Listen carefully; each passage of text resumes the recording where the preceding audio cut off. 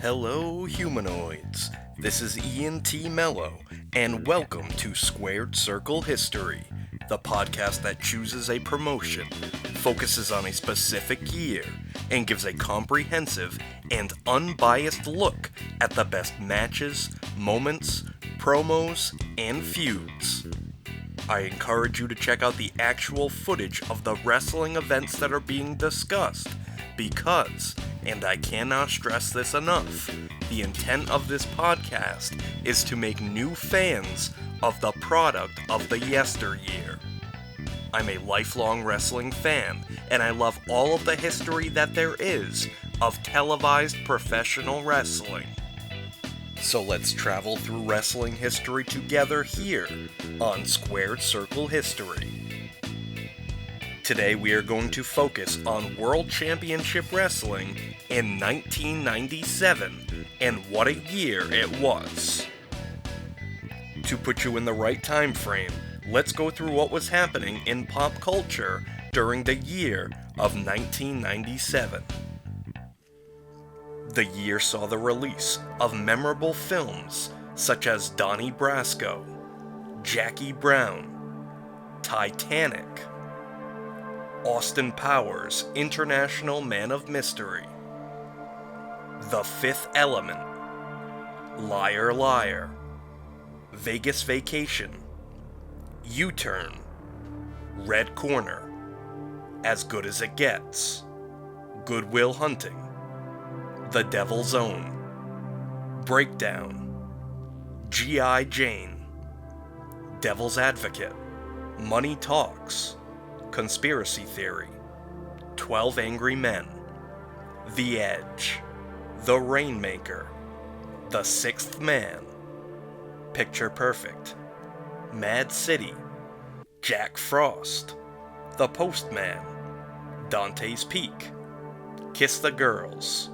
Suicide Kings, Selena, McHale's Navy, Fools Rush In, Lost Highway, For Richer or Poorer, Mr. Nice Guy, Contact, Into Thin Air, Mouse Hunt, Father's Day, 7 Years in Tibet, Bean, Double Team, Fire Down Below, LA Confidential, I Know What You Did Last Summer, Event Horizon, Anaconda, Alien Resurrection, The Lost World, Men in Black, Starship Troopers, George of the Jungle, Jungle to Jungle, Anastasia, The Brave Little Toaster, Batman and Robin, The Pest, 8 Heads in a Duffel Bag, Gross Point Blank, Chasing Amy, Romy and Michelle's High School Reunion, Beverly Hills Ninja, In and Out, The Full Monty, The Ice Storm, and Assault on Devil's Island, starring Hulk Hogan. In record stores, we saw the release of albums such as The Color and the Shape by the Foo Fighters, Wu-Tang Forever by the Wu-Tang Clan, Life After Death by Notorious B.I.G., Around the Fur by Deftones, OK Computer by Radiohead, Homogenic by Bjork, Time Out of Mind by Bob Dylan, Be Here Now by Oasis, Whatever and Ever by Ben Folds 5, My Way by Usher, Surfacing by Sarah McLachlan, Flaming Pie by Paul McCartney, Come On Over by Shania Twain, Dude Ranch by Blink-182, Nimrod by Green Day, The Boatman's Call by Nick Cave and the Bad Seeds, Homework by Daft Punk, Urban Hymns by The Verve, The Fat of the Land by The Prodigy, Baduism by Erykah Badu, Supa Dupa Fly by Missy Elliott, Butterfly by Mariah Carey. In My Lifetime Volume 1 by Jay-Z. Spice World by the Spice Girls. Wyclef Jean Presents the Carnival by Wyclef Jean. Sansuk by Rammstein. Freak Show by Silverchair. Cryptic Writings by Megadeth. Here in the Now Frontier by Queensryche. Come My Fanatics by Electric Wizard. Science by Incubus. Something to Say by Richie Kotzen. Marching to Mars by Sammy Hagar. Reload by Metallica. Accident of Birth by Bruce Dickinson. My Own Prison by Creed. 9 Lives by Aerosmith. Falling into Infinity by Dream Theater. Album of the Year by Faith No More. And a self-titled album from Blur. On television, we saw the debuts of shows such as South Park, Oz, The Antiques Roadshow, Just Shoot Me, The Practice, Daria, Recess, Ally McBeal, Buffy the Vampire Slayer, Franklin, Bear in the Big Blue House, Teletubbies, Johnny Bravo, Stargate SG-1, Honey I Shrunk the Kids, Todd McFarlane's Spawn, Kipper, The Chris Rock Show, The Angry Beavers, The Weird Al Show, and Beyond Belief, Fact or Fiction.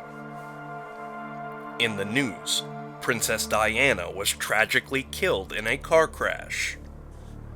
Members of the Heaven's Gate cult committed a mass suicide. The Oklahoma City bomber Timothy McVeigh was sentenced to death. The television rating system was implemented on cable stations and broadcast networks, with the rating appearing in the upper left-hand corner of the screen at the beginning of each show. The film Titanic became the most expensive film of all time, costing nearly $300 million to produce and market. In the United Kingdom, J.K. Rowling released the wildly popular book Harry Potter and the Philosopher's Stone, the first in the series. Brian Pillman tragically passed away at the age of 35. Extreme Championship Wrestling accomplished a major feat, debuting on pay-per-view with their legendary event, Barely Legal. The World Wrestling Federation enjoyed a creative renaissance, but not without casualties, as Bret the Hitman Hart was unceremoniously dethroned as the WWF champion in what was referred to as the Montreal Screwjob. But all this paled in comparison to what was happening in World Championship Wrestling. The company enjoyed its most successful year ever, finally turning a profit and dominating the Monday Night War to dethrone the WWF as the #1 wrestling promotion. The incredible story of Sting against Hollywood Hogan and the NWO culminated in the most profitable pay-per-view in the promotion's history. Join us on this trip as we journey back to WCW in 1997. The January 6th episode of Monday Nitro saw the WCW World Heavyweight Champion Hollywood Hogan lead the NWO to the ring. Hogan bragged about the beatdown on Rowdy Roddy Piper last week. The Giant marched to the ring and began to take out members of the NWO one by one. The Giant grabbed referee Nick Patrick and press-slammed him over the top rope and onto Scott Norton below. This left Hogan and Bischoff alone in the ring with an angry Giant. Hogan used a steel chair as an equalizer to bring the Giant to the mat. The NWO began to pummel the Giant, with Hogan pounding on him with a chair, and even Bischoff kicking him in the face. The NWO invaded the broadcast booth to hype their upcoming pay-per-view. Meanwhile, Sting marched to the ring and whispered something to the Giant. Sting then turned to the NWO, pointing his bat at them. Before leaving, Sting dropped the bat next to the Giant. Hogan sent Vincent to the ring to retrieve the bat, where he was met by a furious Giant. The Giant lifted Vincent high in the air, slamming him down with a big chokeslam. The NWO charged to the ring, where the Giant wielded a baseball bat to hold them back. The January 13th edition of Monday Nitro began with the Giant barging into the NWO locker room. He yelled at Hollywood Hogan, calling him a coward, as members of the NWO held him back. The Outsiders approached Diamond Dallas Page in the ring, greeting him with hugs. Scott Hall tossed DDP a NWO shirt, which he put on.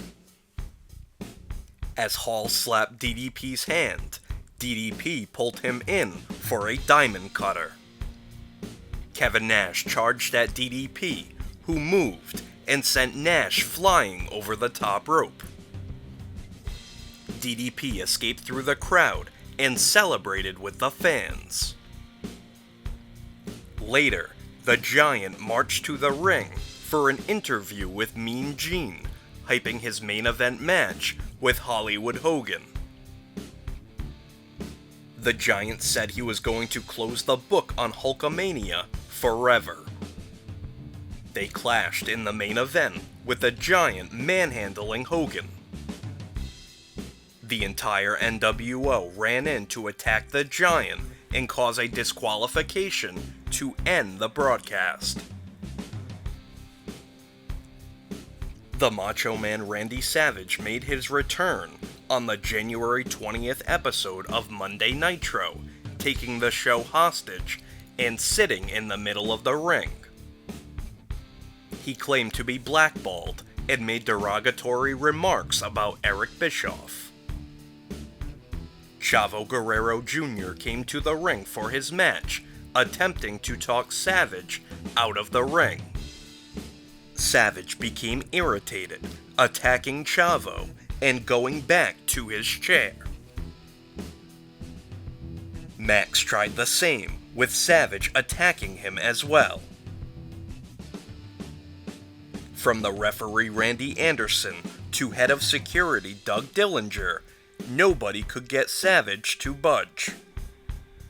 Suddenly, Sting rappelled from the ceiling, confronting Savage and using his bat to shove him. Sting handed Savage the bat, allowing him to take a free shot. Savage tossed the bat back to Sting, and the two left together through the crowd. Hollywood Hogan came to the ring and hyped his upcoming match with the Giant at Sold Out. The Giant interrupted, with security restraining him. Just as the Giant broke free, the show went off the air. The Clash of the Champions took place on January 21st, beginning with the WCW Cruiserweight Champion, Ultimo Dragon, facing Dean Malenko. Malenko was intense, coming off a loss against the Dragon the night prior. Dragon battled back, hitting an Asai moonsault onto Malenko on the floor. Malenko battled back, hitting a beautiful butterfly suplex, and then setting Dragon up for the Texas Cloverleaf. In a matter of moments, Malenko became the new Cruiserweight Champion. The Giant cut a promo, saying there'd be nowhere for Hollywood Hogan to run, at Sold Out.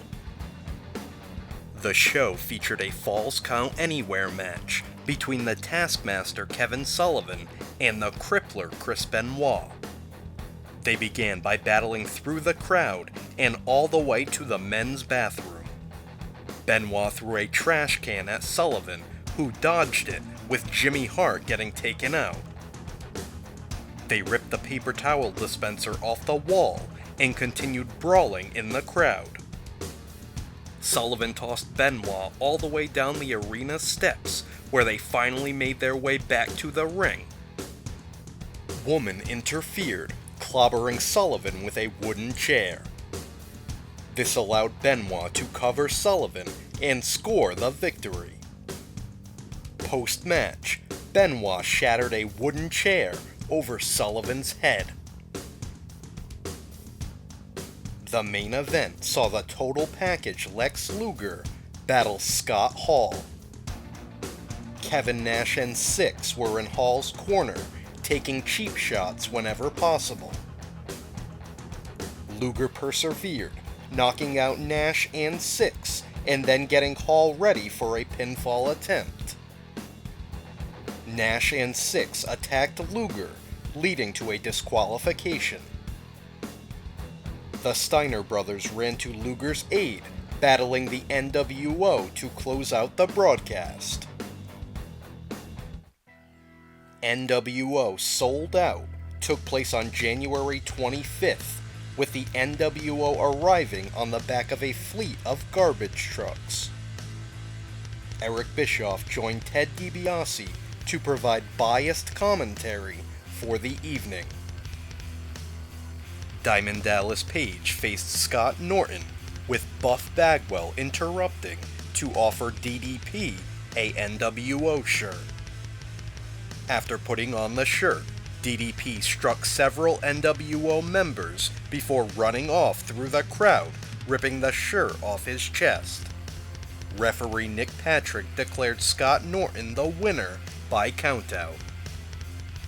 The Outsiders defended the WCW Tag Team Championships against the Steiner brothers.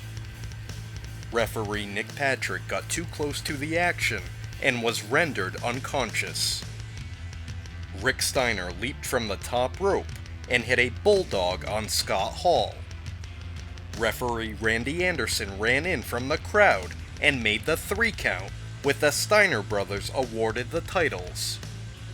Bischoff and DiBiase were livid on commentary, with Bischoff saying that this decision would not stand.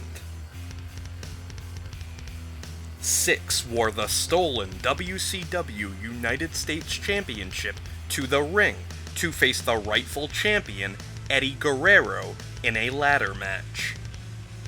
The action started strong, with Guerrero hitting a frog splash off the top rope and onto Syxx on the floor. Syxx responded with a somersault senton onto Guerrero on the floor. The ladder came into play when Syxx charged down the ramp and clobbered Guerrero off his feet. With the ladder now in play, the two brutalized one another with slams onto the steel. They climbed up the ladder, battling at the top, until Syxx hit a dropkick on Guerrero that sent him crashing all the way to the canvas below. Battling back to the top of the ladder, both men pulled down the title. They continued their tug of war until Guerrero clobbered Syxx with the center plate, sending him crashing to the canvas. Guerrero had possession of his title, earning himself a big victory. The main event saw the WCW World Heavyweight Champion, Hollywood Hogan, face the Giant. Hogan was accompanied by members of the Dallas Cowboys as fireworks went off for Hollywood's entrance. Despite the pomp and circumstance, the Giant dominated until Hogan threw powder in his eyes.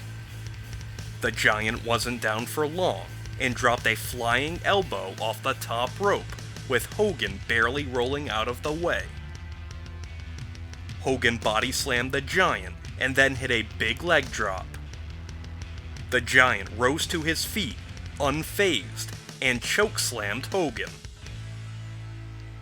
Referee Nick Patrick stalled, making the 3 count, with an angry Giant chokeslamming him. Members of the NWO rushed in, with the Giant chokeslamming everyone. Hogan snuck up behind the Giant and smashed a guitar over his back. The Giant was rendered unconscious, with Hogan smashing a wooden chair over his motionless body. Hogan then spray-painted NWO for life across the Giant's back. The NWO posed over the Giant's body to end the show. The January 27th edition of Monday Nitro began with Eric Bischoff and the Outsiders in the broadcast booth. Bischoff called referee Randy Anderson to the booth, scolding him for making the count for the Steiner brothers at Sold Out. Anderson said he was gifted a ticket to the show, with Bischoff claiming that goes against company policy. Bischoff proceeded to fire Anderson, who walked away hanging his head. Next, Bischoff called out the Steiner brothers and stripped them of the World Tag Team titles. Hollywood Hogan and Eric Bischoff came to the ring and made bold claims that Hogan obliterated the Giant at Sold Out. Sting and Macho Man Randy Savage looked on from the crowd.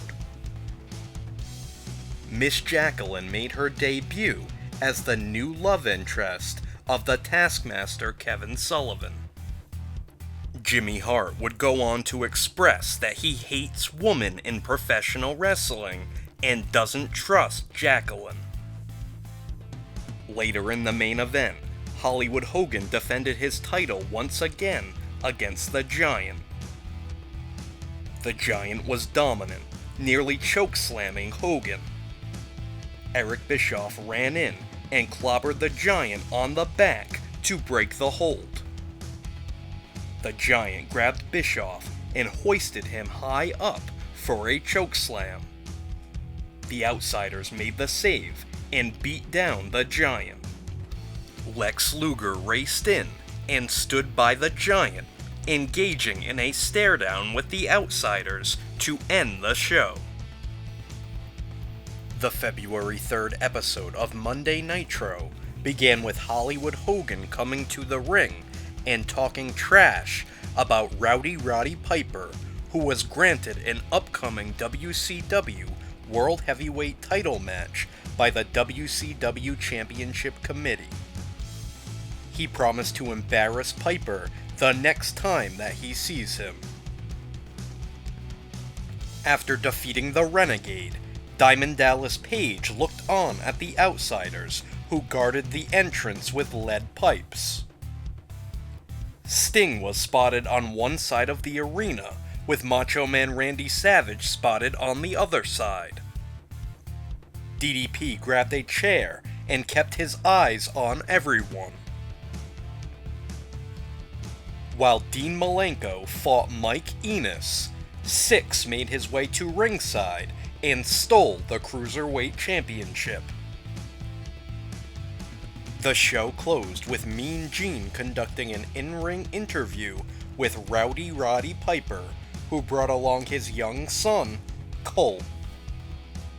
Piper was confused, saying he's already beat Hogan, therefore he should be the champion. He said that he had nothing to prove and turned down the title shot. Hollywood Hogan led the NWO to the ring, with Piper begging him not to harm him or his son.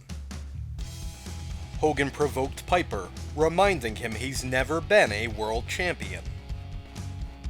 Hogan then forced Piper to admit that Hollywood beat him like a drum. Not looking for any trouble, Piper said anything Hogan wanted to hear. Hogan said that Piper made him sick for hiding behind a kid. Piper led his son to an attendant and slowly removed his jacket. he grabbed Hogan and Bischoff by the hair and rammed their heads together. Piper then began to whip Hogan with a leather belt and then jammed the belt buckle in his eye. The show ended with Piper raising the WCW World Heavyweight Championship over his head and accepting Hogan's challenge. Diamond Dallas Page came to the ring on the February 10th edition of Monday Nitro with a steel chair in hand. He said, "It's pretty obvious that DDP's got a big ol' bullseye on his forehead." Despite this, he said he was tired of running and called out Sting and Macho Man Randy Savage. The crowd roared as the two Dark Heroes made their way through the crowd and into the ring. They intimidated DDP with a bat, and he didn't back down. Sting handed DDP the bat, offered him a free shot, and then walked away. Savage snatched the bat from DDP and exited with Sting. The NWO once again took over the broadcast booth. Randy Anderson approached the broadcast booth with his wife and 2 children by his side. Anderson asked Bischoff to reconsider his decision. Bischoff asked the children to come closer so he could tell them to their faces that their dad was still fired. After more pleading, Bischoff agreed that Anderson could face Nick Patrick the following week, and if he won, he could have his job back. Rowdy Roddy Piper came to the ring looking for Hollywood Hogan. However, Hogan was in Hollywood live via satellite. Piper was angry that Hogan made him break his promise to his little boy and fight at Super Brawl. Hogan talked trash, with the two hyping their upcoming match to end the broadcast. The February 17th episode of Monday Nitro saw the WCW World Television Champion Lord Steven Regal defend his title against newcomer Prince Iaukea. Rey Mysterio Jr. came to ringside, distracting Regal. This allowed Iaukea to roll up Regal, score a pinfall victory, and become the new WCW World Television Champion. As Regal argued with the referee, wrestlers came out to congratulate Iaukea. Randy Anderson battled Nick Patrick, with referee Jimmy Jett handing Anderson a foreign object and signaled for the start of the match. Anderson knocked out Patrick with ease and scored the pinfall victory. Eric Bischoff marched to the ring and scolded Anderson for not knowing better. Bischoff proceeded to fire both Anderson and Jett. Black and white footage aired of Six filming in the back seat of a car. Kevin Nash was driving, with Scott Hall in the passenger seat. They spotted the Steiner brothers and began to follow them, leading to a wild chase. Nash drove the Steiners off the road, where they hit a ditch and flipped their car over. Nash sped away, and the footage cut off. Footage aired of Rowdy Roddy Piper from a cell at Alcatraz. He had himself locked up for a week to get in the right state of mind for his battle with Hollywood Hogan. Piper cut a psychotic promo to hype his upcoming match at Super Brawl. The final segment saw Hollywood Hogan and Eric Bischoff in the ring talking about Piper.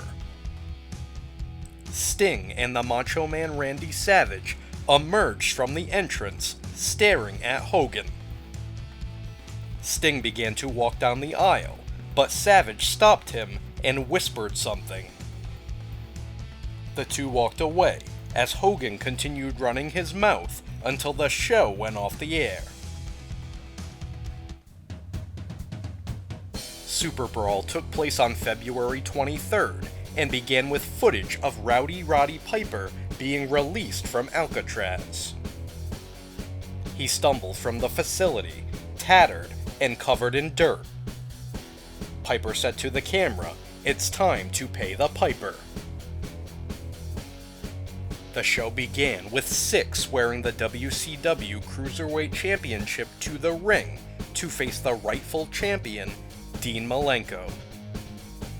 Malenko was aggressive, taking out his anger on Syxx. But Syxx had a trick up his sleeve, planning to use the title as a weapon. Eddie Guerrero raced to ringside and began a tug-of-war with Syxx over the belt. Eddie let go, causing Syxx to clobber Malenko with the title. Syxx made the cover and scored the pinfall victory to become the new WCW Cruiserweight Champion. A distraught Eddie chastised himself as he marched away up the aisle. Deborah McMichael had been lobbying for Jeff Jarrett to become a horseman, much to the chagrin of Steve Mongo McMichael. Therefore, a match between Jarrett and Mongo took place at Super Brawl. If Jarrett won, he'd become the newest horseman. Mongo attempted to use the briefcase, which Deborah refused to relinquish. She blindly threw the briefcase backwards and into the hands of Jarrett, who used it to knock out Mongo and score the pinfall victory. The Taskmaster Kevin Sullivan battled the Crippler Chris Benoit in a San Francisco death match. Both Woman and Jacqueline were bound together by a leather strap and brawled on the floor. Meanwhile, Sullivan and Benoit battled tooth and nail, with the two ladies getting involved. Sullivan and Benoit brawled up the aisle, through the crowd, and out in the lobby. They returned to the ring, where Jacqueline and Woman continued getting involved. Benoit brought a table into the ring and laid Sullivan onto it. Jacqueline laid on top of Sullivan to protect him as Benoit leaped off the top rope onto both of them with the table remaining intact. Benoit went on to score the pinfall victory. 3 stretchers were needed to take Sullivan, Jacqueline, and Benoit away and out of the arena via ambulance. The WCW World Tag Team Champions, the Outsiders, defended their titles against the Giant. After initially manhandling the Outsiders, the Giant fell victim to the numbers game, with Hall and Nash taking the advantage. In an incredible sight, Nash hit a jackknife powerbomb on the Giant. With a cast on his arm, an injured Lex Luger made his way to the ring and tagged in. Luger picked Nash up in the torture rack, making him submit. The Giant then delivered a chokeslam to Hall. Lex Luger and the Giant were crowned the new WCW World Tag Team Champions. The main event pit the WCW World Heavyweight Champion, Hollywood Hogan, against Rowdy Roddy Piper. A disheveled Piper was ferocious, looking to maim Hogan. Sting and Macho Man Randy Savage watched from the entrance, with Savage walking alone to ringside.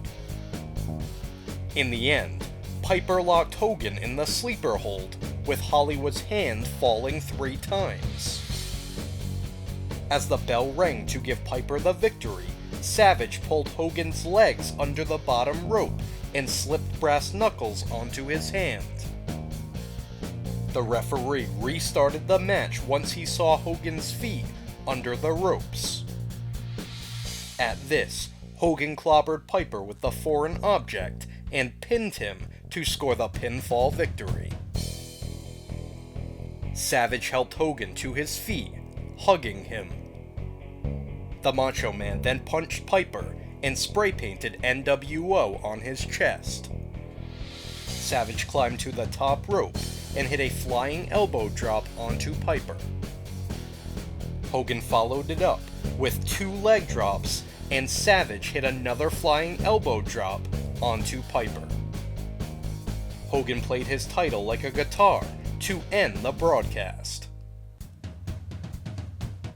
The February 24th edition of Monday Nitro saw the Outsiders interfere in Diamond Dallas Page's match against Squire Dave Taylor. As they distracted DDP, Savage attacked from behind and spray-painted NWO on his back. Nash then handed Savage his NWO shirt, which the Macho Man put right on. Savage proceeded to hit DDP with a flying elbow drop.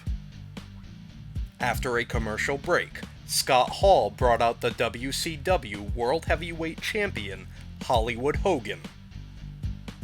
Eric Bischoff and Ted DiBiase led a beaming Miss Elizabeth to the ring, who is now smiling to be reunited with Savage. The main event saw the WCW World Tag Team Champions, Lex Luger and the Giant, battle Harlem Heat.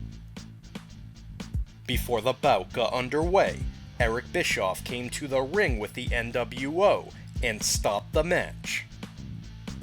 Bischoff said that since Luger didn't have a doctor's release to compete last night, he wasn't a tag team champion.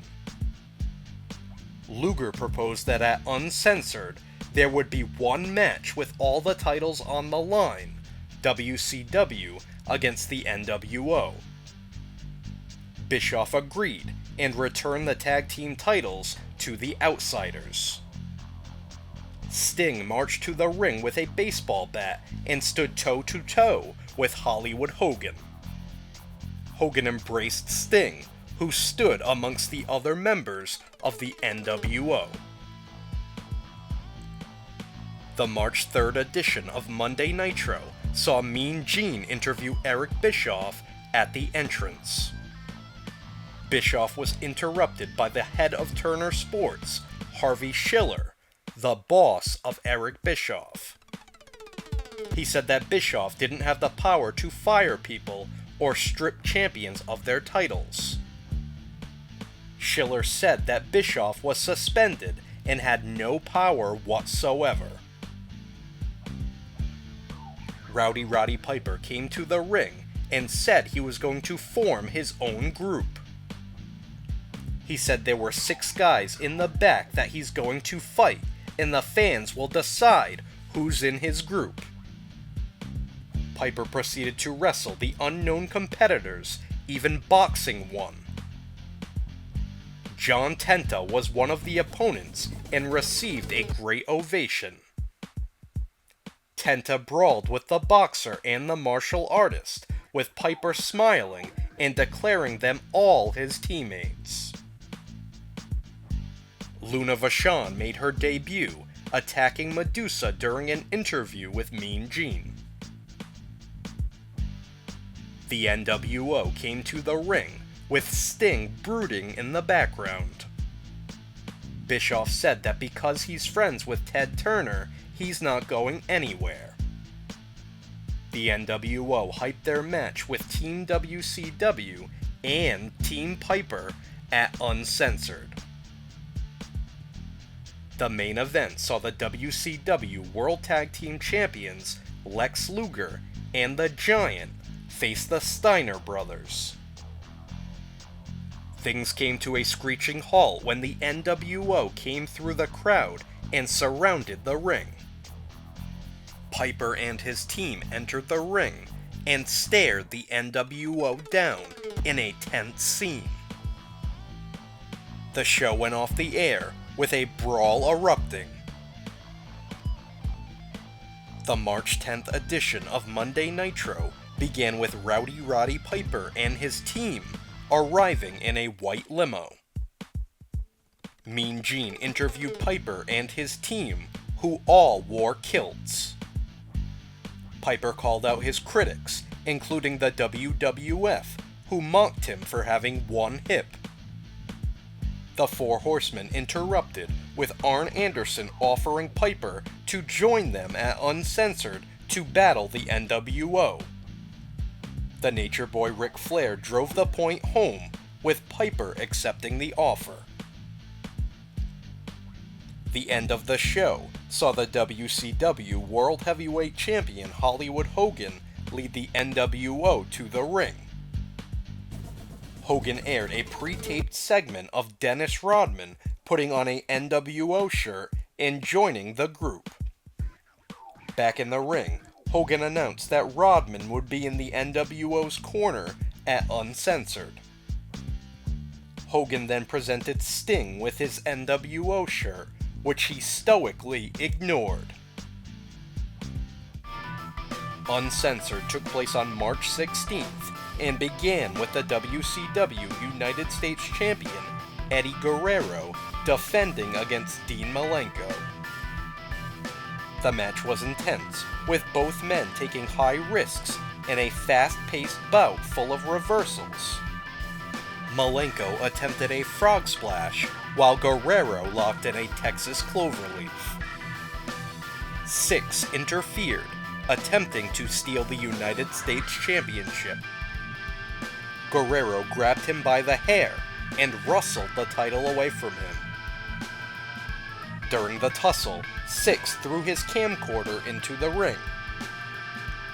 Malenko clobbered Guerrero with the camcorder and scored the pinfall victory to become the new WCW United States Champion.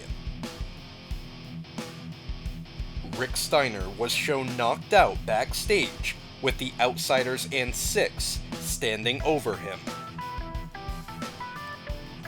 Mean Gene interviewed Diamond Dallas Page, who talked trash about Macho Man Randy Savage. Savage and Elizabeth appeared at the broadcast booth, flaunting the latest issue of Playboy magazine, which featured DDP's wife, Kimberly. Liz held open the centerfold, which was painted with the NWO logo. Kimberly came out, crying, and spray-painted. Savage attacked DDP from behind, ripped the shirt off his back, and spray-painted NWO on his back. Kimberly cried over DDP, with Elizabeth spray-painting the back of her dress. Earlier in the month, we saw the debut of the mysterious Mortis. Managed by James Vandenberg, Mortis set his sights on Glacier.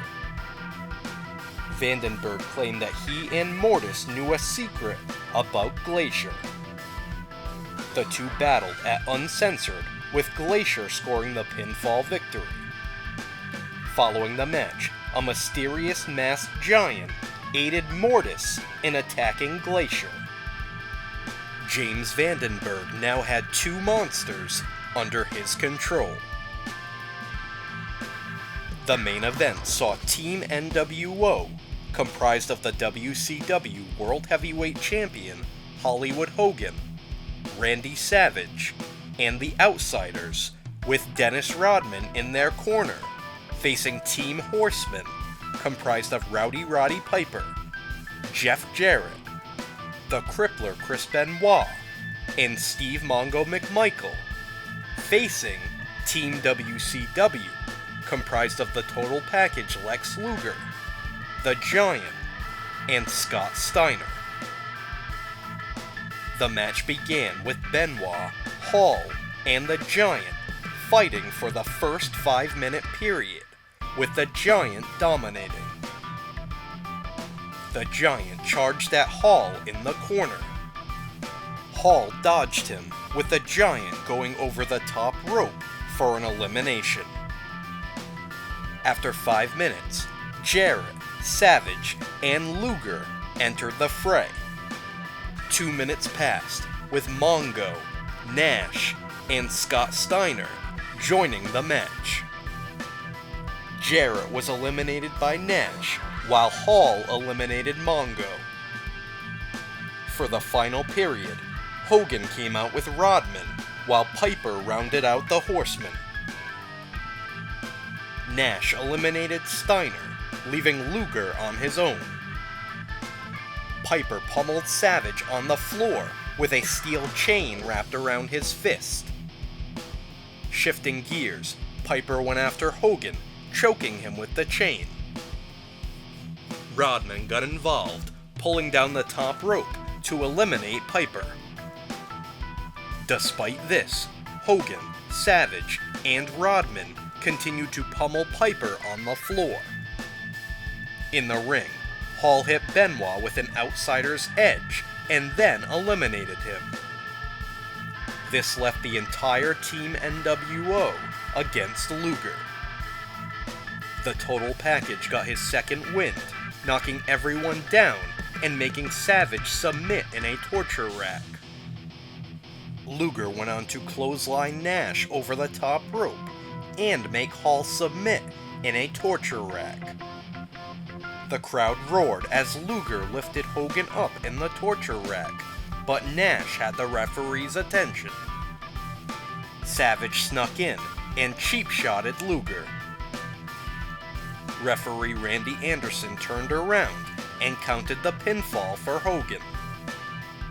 Team NWO squeaked by with a victory. Rodman spray-painted NWO on Luger's back.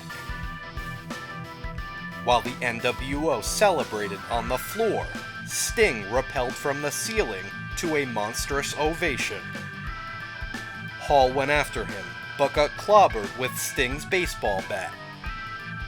Nash and Savage entered and suffered the same fate.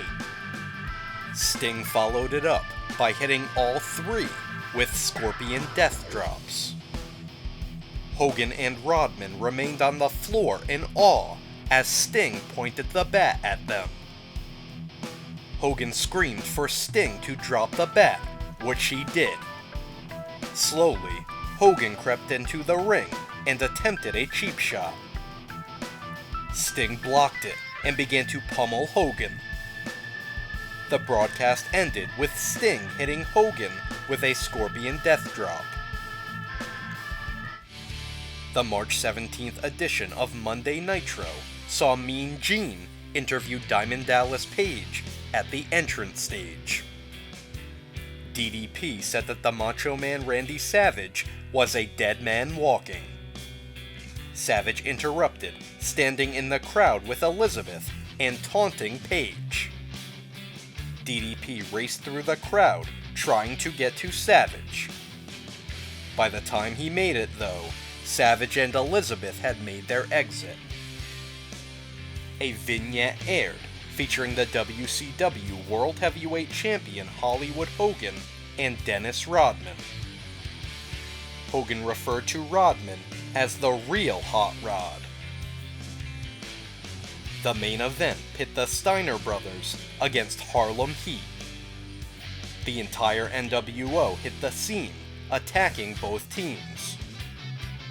Lex Luger and the Giant ran in to help rid the ring of the NWO. Sting rappelled from the ceiling and stood tall with WCW, pointing his bat at Hollywood Hogan.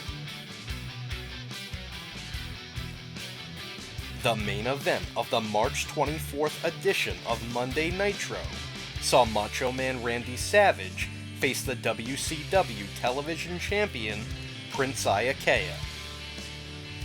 A slew of NWO members accompanied Savage to the ring.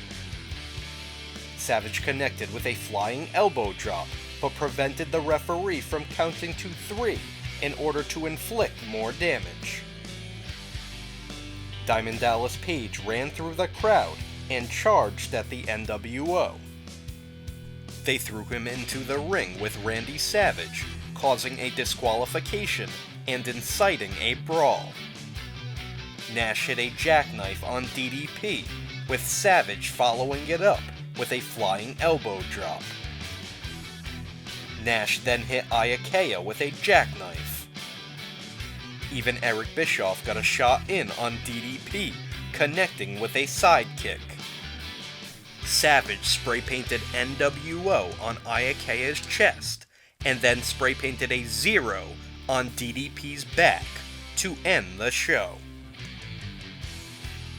The March 31st edition of Monday Nitro saw Mean Gene interview Diamond Dallas Page about his upcoming match with Macho Man Randy Savage at Spring Stampede. In regards to Savage, DDP said, "You wanna come into my real world? I'm gonna snap into yours." Savage interrupted, appearing in the crowd with Elizabeth. He said, "At Spring Stampede, we're going to see if DDP has any family jewels at all." DDP confirmed he was bringing Kimberly to the match, saying, "I'm going to bring the lady, so Savage, make sure to bring your tramp." The show closed with Kevin Nash and Syxx taking over the broadcast booth. Nash hinted at dissension in the ranks, saying he didn't know what was up with the NWO. He criticized Hogan, Bischoff, DiBiase, and Vincent for partying with Dennis Rodman. Nash closed by saying he'd fight WCW by himself.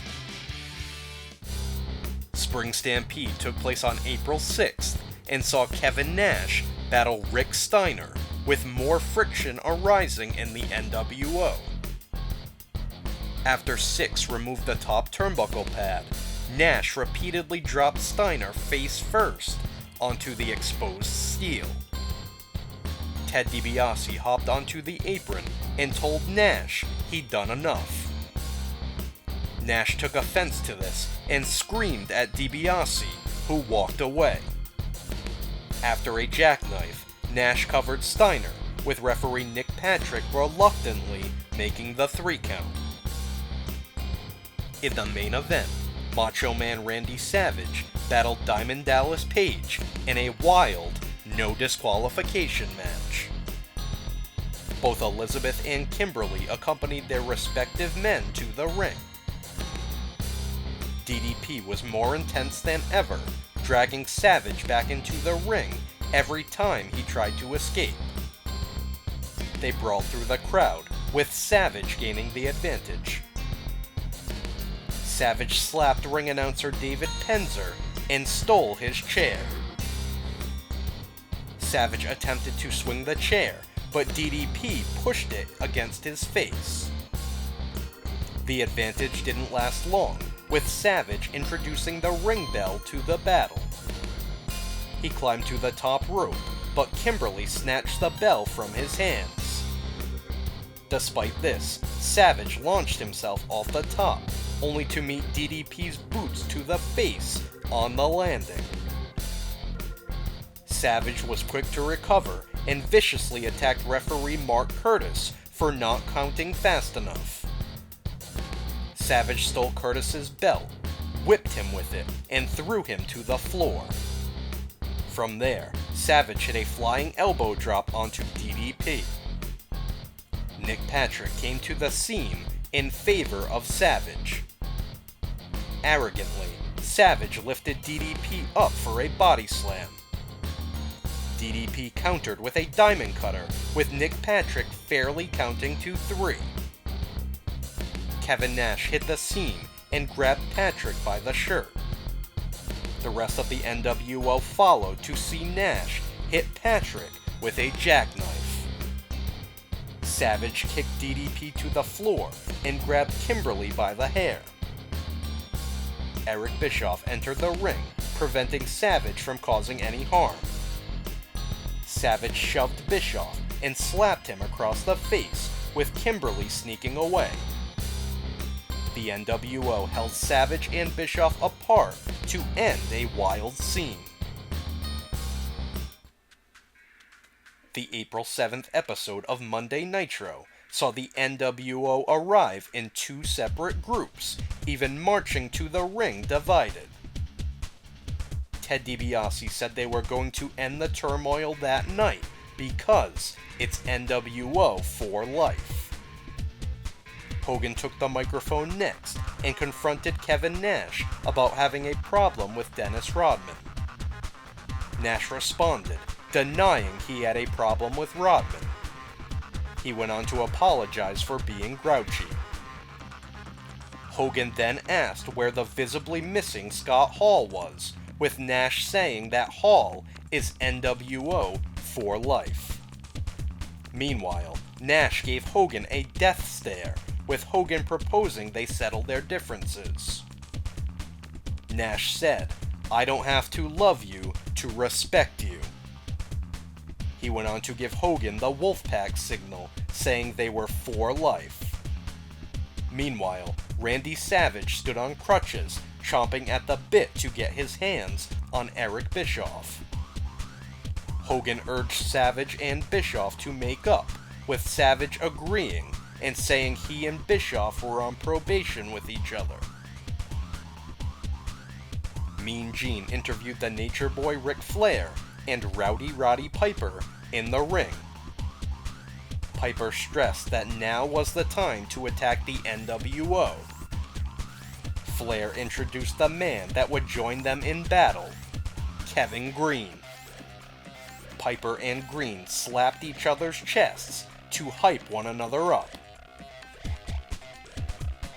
Ultimo Dragon defeated Lord Steven Regal to become the new WCW television champion. The final segment saw a wounded DDP voice his disgust for Randy Savage nearly striking his wife. He went on to call out Savage, who soon hobbled out on crutches. Hollywood Hogan caught up to Savage and offered to take out DDP himself. Sting rappelled into the aisle, pointing his bat at Hogan. He threw a second bat at DDP, who caught it with ease. The NWO backed Hogan as Sting joined DDP in the ring, continuing to point the bat. The April 14th edition of Monday Nitro saw Mean Gene interview Nature Boy Ric Flair, Rowdy Roddy Piper, and Kevin Green. They continued to talk trash about the NWO, talking a big game. Green said, "Flair and Piper made wrestling." The main event pit the total package Lex Luger against Kevin Nash. If Luger could defeat Nash, he'd earn a future title shot against Hollywood Hogan's World Heavyweight Championship. Nash was accompanied to the ring by a slew of NWO members. With the ring surrounded, Nash manhandled Luger. Once Luger gained the advantage, the NWO rushed into the ring to attack. DDP ran in, but also met the same fate as Luger.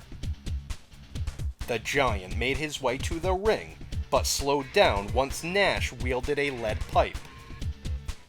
Sting then emerged from the entrance carrying multiple baseball bats, handing them out to Luger, DDP, and the Giant. Sting led them into the ring, with the NWO quickly retreating. On the April 19th edition of WCW Saturday Night, Mortis and James Vandenberg were unsuccessful in attempting to steal Glacier's ceremonial helmet. The April 21st episode of Monday Nitro began with footage of J.J. Dillon entering the arena. Later, Tony Schiavone announced that Dillon was named the head of the WCW Executive Committee. Mean Gene caught up with Dillon later, congratulating him on his new position. In terms of Eric Bischoff, Dillon said that he looked into it and Bischoff has no authority. Unfortunately, Bischoff has an ironclad contract, meaning he will continue to be an executive. Bischoff interrupted, saying to Dillon, "Bite me." Dillon reminded the fans that Bischoff is trying to destroy the company and that is unacceptable. Glacier was in action, defeating Cyclope. A giant masked man then emerged from the entrance, making his way to the ring to confront Glacier. Mortis ambushed Glacier from behind, with James Vandenberg ordering the Giant, whose name was now revealed to be Wrath, to beat down Glacier. Mortis stole Glacier's ceremonial helmet, handing it over to Vandenberg. The 2-on-1 beatdown on Glacier continued, with Mortis digging the spike from the helmet into Glacier's eye. Nick Patrick invaded the broadcast booth, lobbying for his spot back in WCW. Patrick said that he doesn't like Randy Savage or Eric Bischoff and doesn't want to be on their side. He said he never wanted to fight Randy Anderson, and it was Bischoff that made him do it. Larry Zbyszko questioned Patrick as to how anybody in WCW could trust him after he stabbed everybody in the back. Syxx defended the WCW Cruiserweight Championship against Rey Mysterio Jr. Kevin Nash accompanied Syxx to ringside, undoubtedly intimidating Mysterio. Despite this, Mysterio flew with the greatest of ease, wowing the crowd and taking down Syxx. Nash attacked Mysterio from behind to cause a disqualification, hitting a huge jackknife powerbomb behind the referee's back. As Syxx made Mysterio submit with the Buzzkiller, J.J. Dillon marched to the ring with security. Paramedics quickly arrived to stretcher Mysterio away, while Syxx attacked a security guard in the ring. Dillon reprimanded Nash, saying his behavior wouldn't be tolerated anymore. Nash responded by saying, "Bite me." A vignette aired with the WCW World Heavyweight Champion Hollywood Hogan cutting a promo on the set of his latest movie. He said that he and his NWO film crew were going to body slam Hollywood. Later, Kevin Nash and Syxx led the NWO to the ring. Syxx accused Ric Flair of ripping off Nature Boy Buddy Rogers and completely stealing his act. Nash accused Rowdy Roddy Piper and Flair of holding back the younger talent. He said that he and Scott Hall had to work harder in the WWF to dig it out of the hole that Flair and Piper left it in. Nash said, "It's our time to shine." The April 28th edition of Monday Nitro began with Nature Boy Ric Flair and Rowdy Roddy Piper invading the broadcast booth. Piper said that he was sick of hearing about the NWO.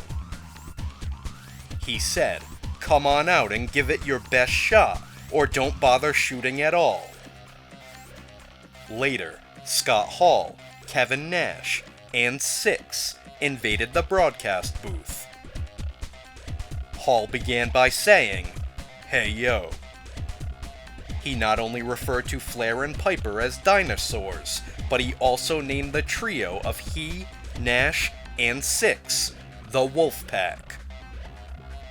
Nash said that they accepted the challenge of Flair, Piper, and Green, but only if the winner got 75% of the gate. The broadcast closed with Flair and Piper making their way to the ring to call out the NWO. Flyers fell from the ceiling that said, "Tradition bites, NWO for life."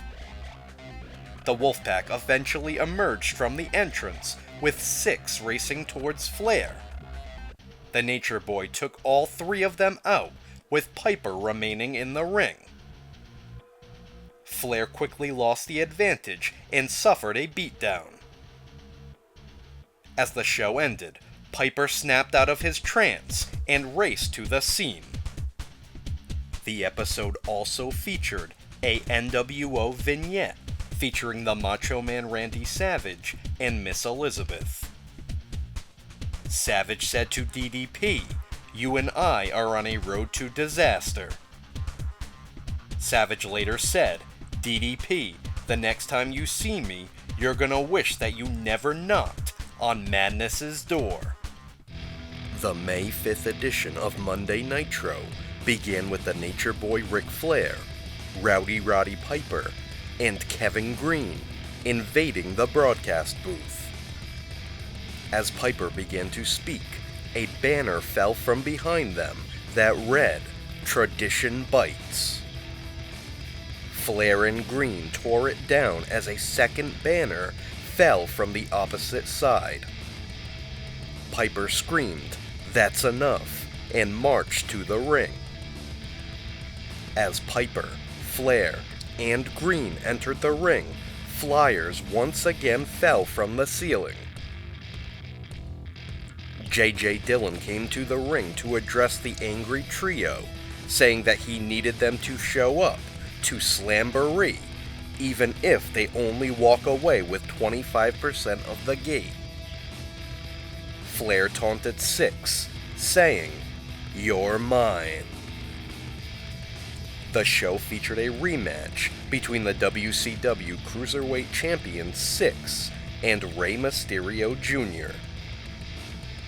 The Wolfpack came out with Six not dressed to compete. This didn't stop him attacking Mysterio before the bell for an unfair advantage. Mysterio persevered, taking out not only Six, but also Hall and Nash. Hall was fast to recover, attacking Mysterio from behind, and then planting him with an outsider's edge. Six locked in the Buzzkiller on Mysterio to win the match. J.J. Dillon raced to the ring with the remainder of the NWO not far behind. Before Dillon could make a statement, Eric Bischoff grabbed a microphone and questioned his authority. Six and Nash got in Dillon's face, screaming at him for the way he treated them backstage when they worked for the WWF. Hollywood Hogan and Eric Bischoff made their way to the ring. Hogan called out Sting, to no avail. This led Hogan to say to himself, "Once a god, always a god." The show ended with Harlem Heat and the Giant coming to the ring for competition. Lex Luger was scheduled to compete, but suffered an injury over the weekend. The Giant announced his new partner, Diamond Dallas Page. Macho Man Randy Savage provoked DDP from the entrance. DDP stole the Macho Man's crutch, with Savage cowardly hiding behind Elizabeth. This allowed Hollywood Hogan to ambush DDP, laying him out with a crutch. Savage grabbed Kimberly by the hair, while the rest of the NWO attacked the Giant and Harlem Heat in the ring. Nature Boy Ric Flair, Rowdy Roddy Piper, and Kevin Green raced to the scene, but were quickly subdued. Hogan and Savage took over the broadcast booth, commentating over Nash applying a sleeper hold on Rowdy Roddy Piper. The broadcast ended with Hogan saying, "There's no way to stop us." The May 12th episode of Monday Nitro saw Mean Gene interview the Nature Boy Ric Flair, Rowdy Roddy Piper, and Kevin Green. They hyped their match at Slamboree until they were interrupted on the video screen by the Wolfpack, who claimed to be in Charlotte, North Carolina. Nash said the rules had changed, citing that the six-man tag on Sunday would now be no disqualification. Later, the Wolfpack were shown backstage, running away from a wounded Piper. Lying on the floor of his dressing room, Piper held his bad hip and screamed in pain.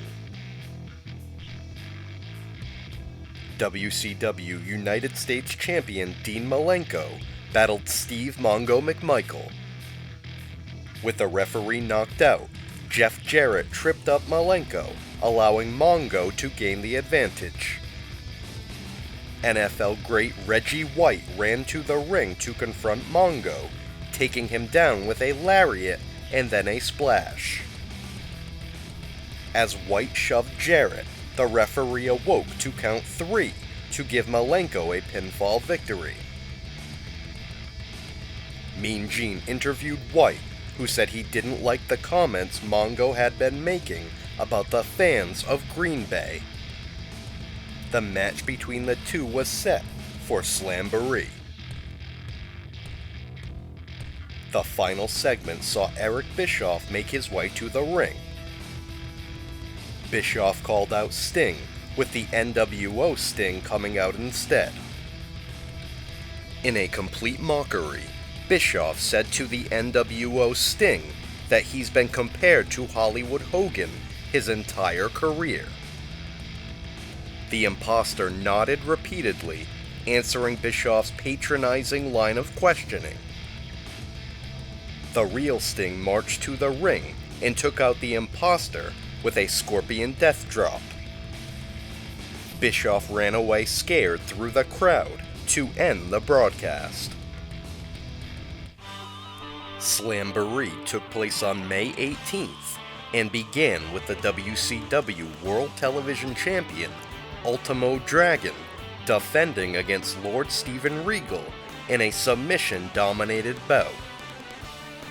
Sonny Ono interfered, unleashing a flurry of kicks on Regal. Dragon pulled Regal away, causing Ono to turn on Dragon, kicking him on the back of the head. This allowed Regal to score a submission victory with the Regal Stretch to become the new World Television Champion. Despite defeating Akira Hokuto in Japan to win the WCW Women's Championship, Medusa still didn't have possession of her title.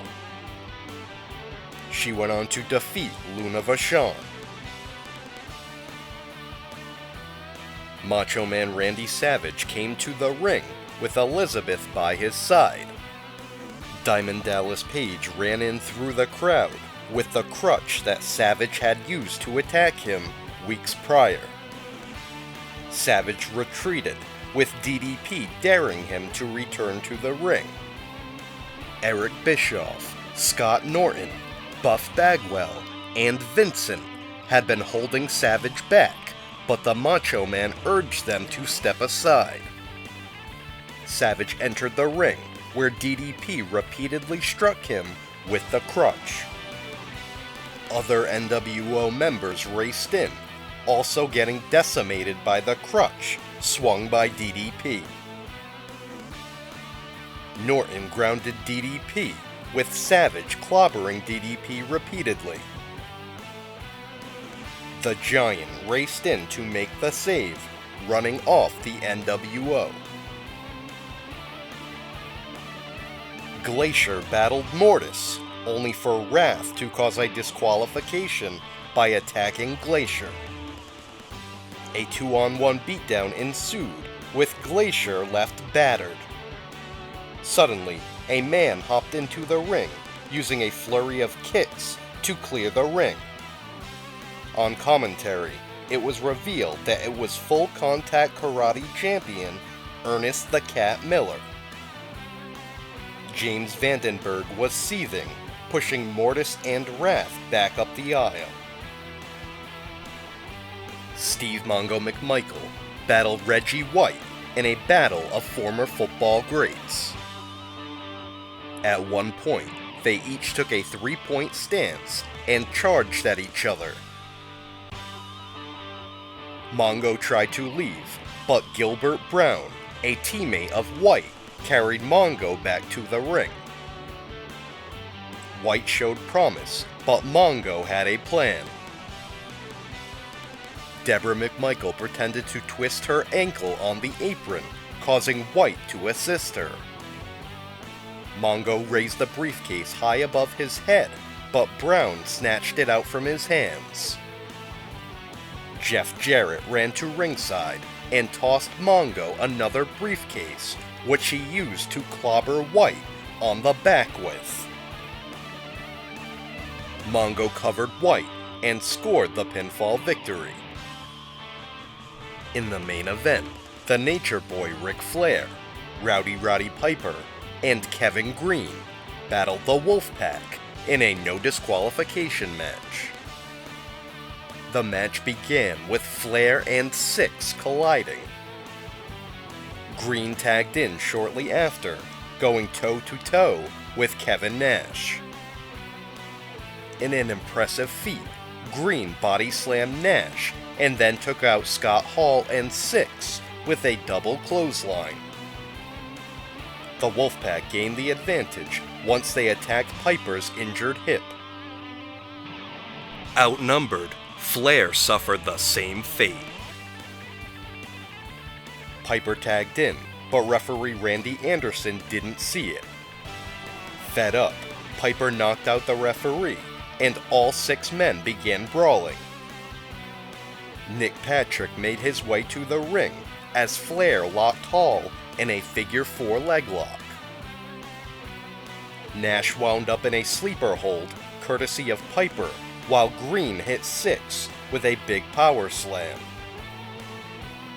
With all 3 members of the Wolfpack shoulders on the mat, Patrick made the 3 count, giving Flair, Piper, and Green a huge victory. The May 19th edition of Monday Nitro began with Mean Gene interviewing the Nature Boy Ric Flair. Syxx interrupted, taking exception to Flair, saying that he could take him. He went on to challenge Flair to face him in the main event.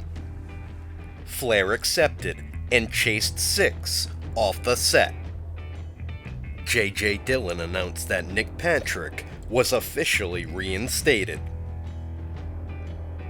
Steve Mongo McMichael and Jeff Jarrett battled the Steiner brothers. Jarrett attempted to use the briefcase, which brought out Kevin Green. Green grabbed the briefcase and clobbered Mongo over the back, allowing Rick Steiner to pick up the pinfall victory. Mongo attacked Green backstage in the bathroom, with security prying the two apart. The main event between the Nature Boy Ric Flair and Syxx didn't last long, as the Outsiders interfered to cause a disqualification. Flair then received an Outsider's Edge and a jackknife powerbomb. The Wolfpack continued to taunt Flair as he was helped away by officials. The final segment saw Eric Bischoff in the ring, taunting Sting. Suddenly, Sting popped up from under the canvas and nailed Bischoff with a Scorpion Death Drop. The May 26th edition of Monday Nitro featured Juventud Guerrera, Hector Garza, and Super Callo against La Parca, Damien, and Ciclope in an excellent Lucha Libre 6-man tag match. In a wild moment, Super Callo hit a somersault senton through the ropes, taking out Ciclope and landing in the second row. Later, all 6 men took turns diving onto one another on the floor, with the debuting Garza hitting an impressive Sky Twister press onto everyone. Moments later, Garza pinned Ciclope after a standing moonsault to win the match. Sonny Ono introduced the Great Muta. His opponent was longtime rival and NWO member Masahiro Chono. Muta was reluctant to fight, lighting a fuse under Ono. Ono screamed at Muta, who sprayed red mist in his face. Chono handed Muta a NWO shirt, which he accepted. The Outsiders formally issued a challenge to Nature Boy Ric Flair and Rowdy Roddy Piper, even saying they'd put the WCW World Tag Team Championships on the line. The final segment saw the WCW World Heavyweight Champion Hollywood Hogan and Eric Bischoff challenge Sting to meet them in the ring. Someone dressed as Sting popped up from under the ring, pointing his bat at Hogan. Bischoff and Hogan force the man to drop to his knees and admit that he wishes he were in Hollywood's league.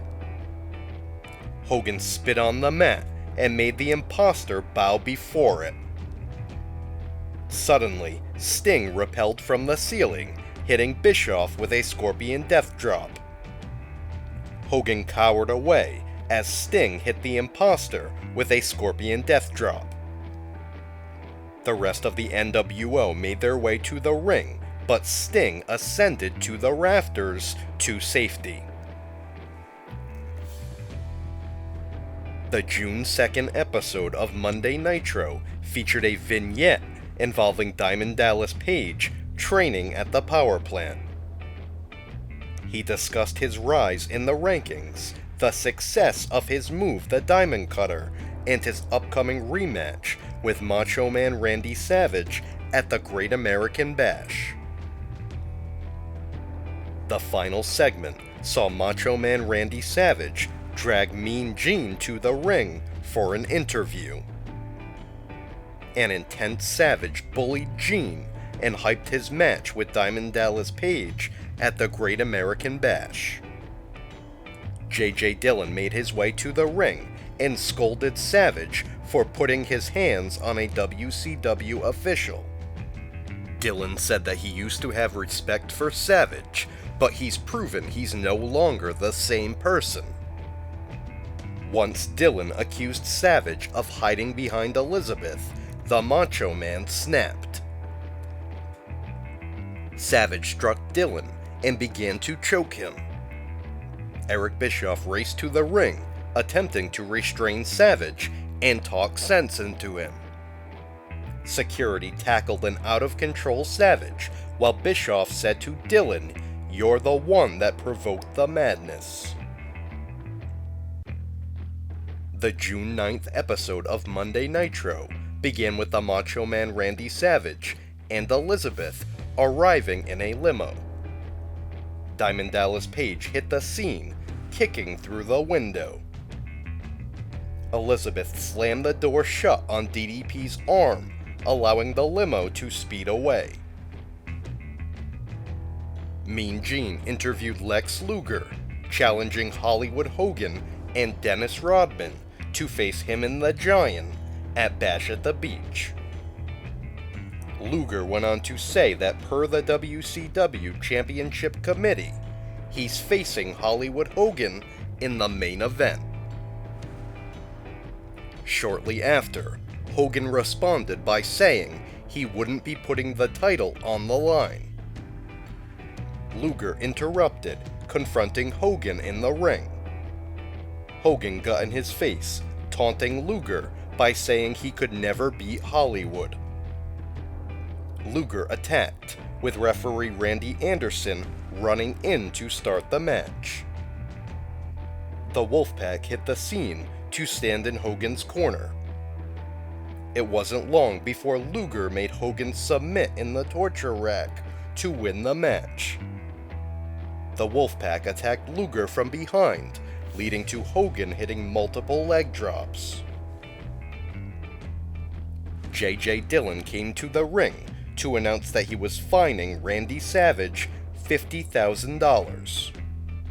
He went on to say that Savage and DDP's match at the Great American Bash would be unsanctioned. Savage appeared with Elizabeth in the crowd and said he'd attack Dillon again. Diamond Dallas Page made his way to the ring, challenging Savage to face him right then. Savage made his way through the crowd, leading to a quick brawl with DDP before security pulled them apart.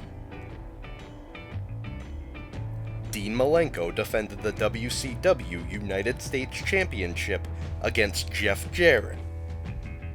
During the bout, the returning Eddie Guerrero interfered, hitting Malenko with a frog splash. Jarrett forced Malenko into submission with a figure 4 leg lock to become the new United States Champion. The main event saw the WCW World Tag Team Champions, the Outsiders, battle the Nature Boy Ric Flair and Rowdy Roddy Piper in a non-title match. Six interfered to cause a disqualification, leading to a beatdown on Flair and Piper. The rest of the Horsemen ran in to even the odds and start a wild brawl.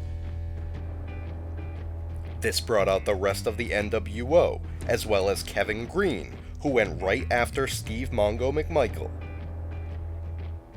Harlem Heat and the Steiner brothers brawled in the aisle, while Mortis and Wrath battled Glacier on the stage. Even the cruiserweights left the locker room to join the mayhem. The Dungeon of Doom joined the fray, further adding to an already chaotic scene. As the NWO stood tall, DDP and Randy Savage joined in. DDP hit Savage with a diamond cutter, only for Hollywood Hogan to clobber DDP on the back with the WCW World Heavyweight title. Sting repelled from the ceiling, pointing his bat at the NWO. The broadcast ended with Sting hooking DDP to his harness, and the two ascending into the rafters. The Great American Bash took place on June 15th and saw Glacier battle Wrath, with Mortis handcuffed to the middle rope. Wrath dominated Glacier, but failed to score a pinfall. Glacier battled back, hitting Wrath with a big superplex. James Vandenberg threw a chain to Wrath, but overshot the throw. Glacier grabbed the chain and wrapped it around his wrist, knocking out Wrath. This allowed Glacier to score the pinfall victory. Vandenberg unlocked Mortis, who attacked Glacier and handcuffed him to the top rope. A brutal beatdown on Glacier ensued, with officials rushing to the scene to make the save. Steve Mongo McMichael battled Kevin Green in a battle of two former football greats. After some wild brawling, Mongo beat down Green on the floor in front of his own parents. Green's mother clobbered Mongo with her purse. Despite this, Mongo continued to pummel Green in the ring. Jeff Jarrett ran to ringside and swung the briefcase at Green. Green moved, and Jarrett accidentally clobbered Mongo.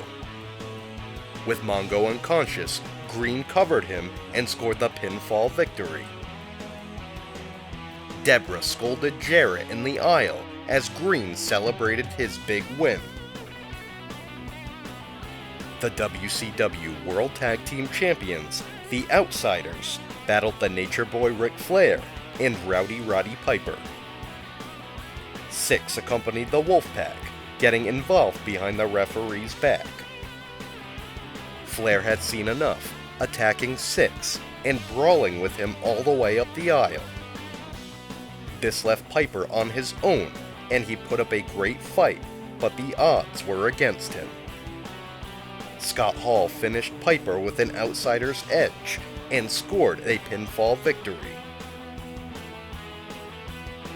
The main event saw Diamond Dallas Page battle the Macho Man Randy Savage in a non-sanctioned match. While DDP's music played, Kimberly made her way out of the entrance. DDP snuck in from behind, getting an early advantage on Savage. But Savage gained the upper hand, attacking DDP's injured ribs. They brawled through the crowd in a wild scene before battling back to ringside. Elizabeth handed Savage powder, which he threw into the eyes of DDP. Savage followed it up by smashing a tray over DDP's head. Savage then ripped the tape off of DDP and stomped on his injured ribs. Despite having the advantage, Savage attacked referee Mickey J, spiking him with a pile driver. Referee Mark Curtis ran in, but Savage laid the boots to him as well. Savage then set his sights on Kimberly, whom he backed into a guardrail. Nick Patrick raced to the scene and talked sense into Savage.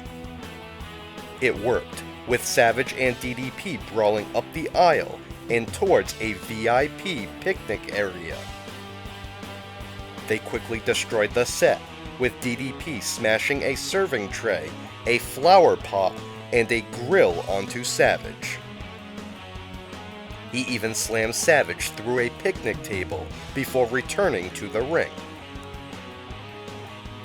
Savage ripped up a ringside mat and attempted to pile drive DDP onto the concrete, but Nick Patrick stepped in.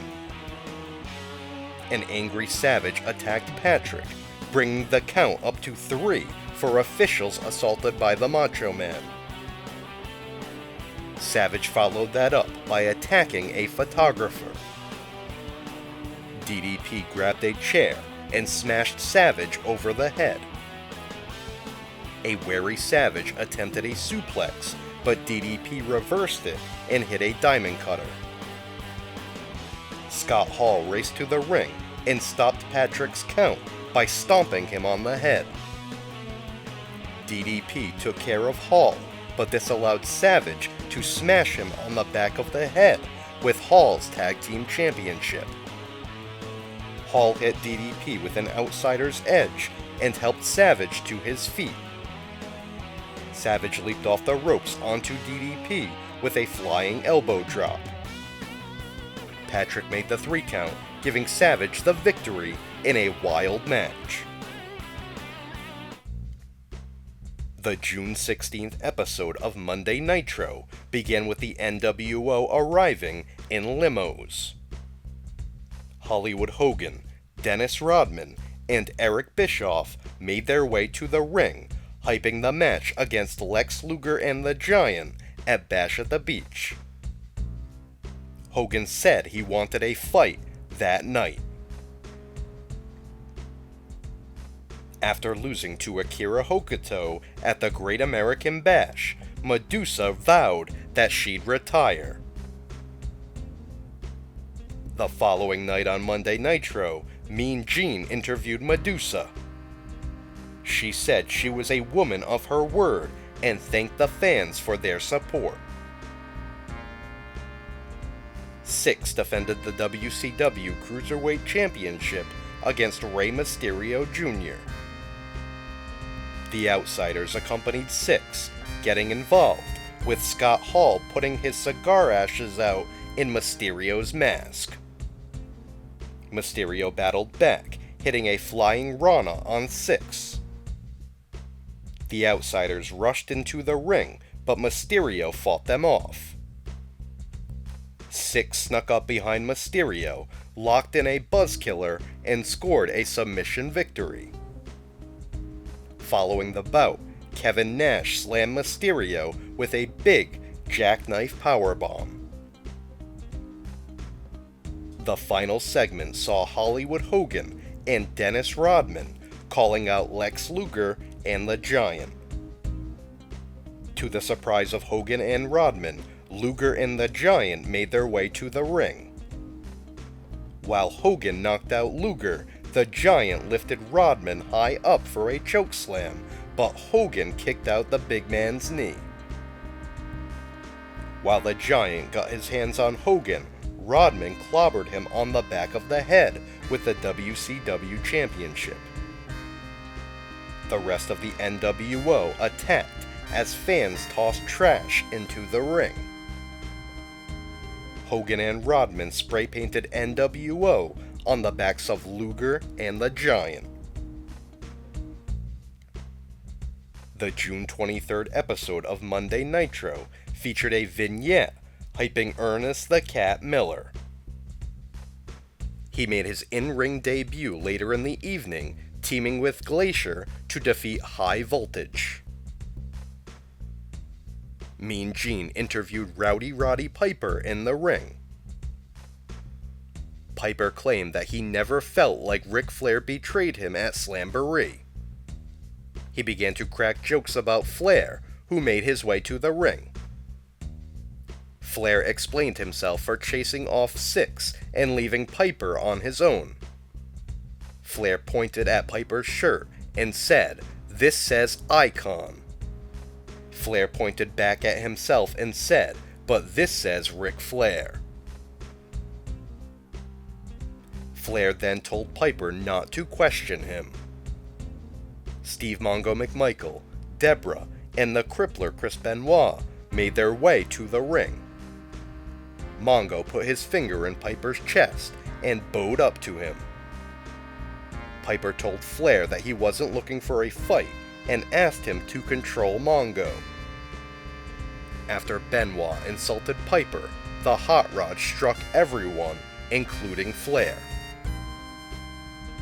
Mongo clobbered Piper on the back with a briefcase, while Benoit locked in the crippler crossface. Flair put the boots to Piper as the show went to a commercial. The main event saw Diamond Dallas Page battle Scott Hall. Macho Man Randy Savage and Miss Elizabeth accompanied Hall to the ring. As expected, Savage attacked DDP from behind to cause a disqualification. A 2-on-1 beatdown on DDP commenced, with Sting appearing in the crowd. Sting pointed his bat, stopping Hall and Savage in their tracks. Savage tested Sting, hitting an elbow drop on DDP. Sting made his way to the ring, causing Savage and Hall to retreat. Savage attempted a double axe handle, but Sting clobbered him with the infamous black bat. Hall ran in and suffered the same fate as the show went off the air. An internet-exclusive show took place on June 28th, titled Saturday Nitro, and saw Lionheart Chris Jericho defeat Syxx to become the new WCW Cruiserweight Champion. The June 30th episode of Monday Nitro began with Mean Gene introducing the Nature Boy Ric Flair, who came to the ring with two women. They were carrying a mannequin dressed up like Rowdy Roddy Piper. Flair said that Piper crossed the line last week. He went on to lay a kilt down on the mat and request a moment of silence for Piper, which the crowd booed. The show featured a bout between Eddie Guerrero and Dean Malenko. Chavo Guerrero Jr. came to ringside, distracting Malenko. Eddie shoved Malenko into Chavo, knocking his nephew off the apron. He then hit Malenko with a brainbuster, followed by a frog splash, with Guerrero picking up a pinfall victory. Mean Gene interviewed Rey Mysterio Jr., who said he was sick of being bossed around by the NWO. He went on to challenge Kevin Nash, who came marching out with a smile on his face. Nash happily accepted the challenge and mocked Mysterio in the process.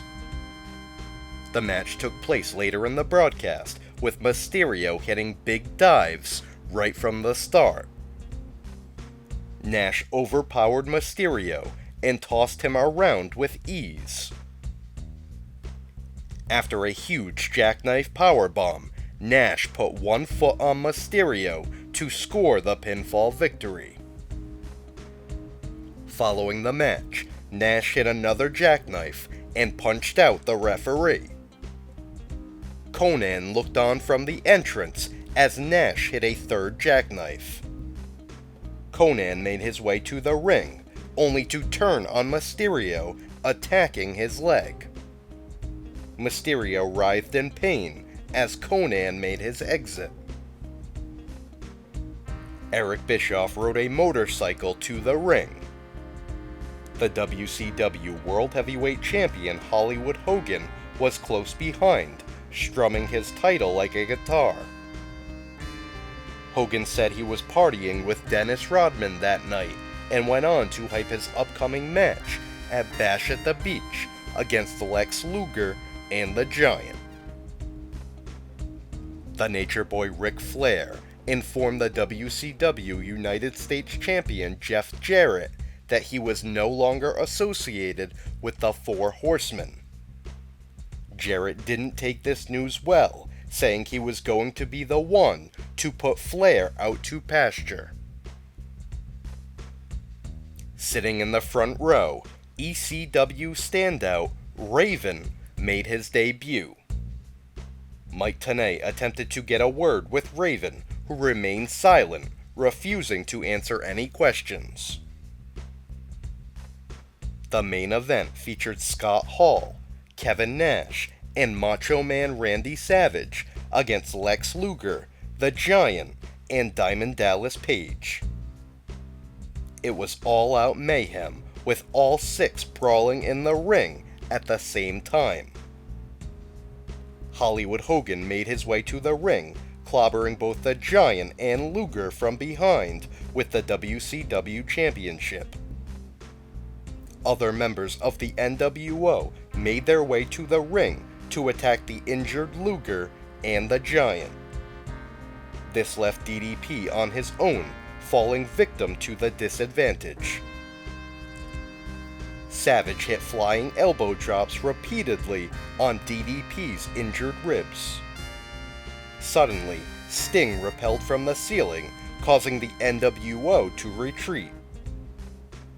Emerging from the entrance was the debuting Curt Hennig, staring down the NWO.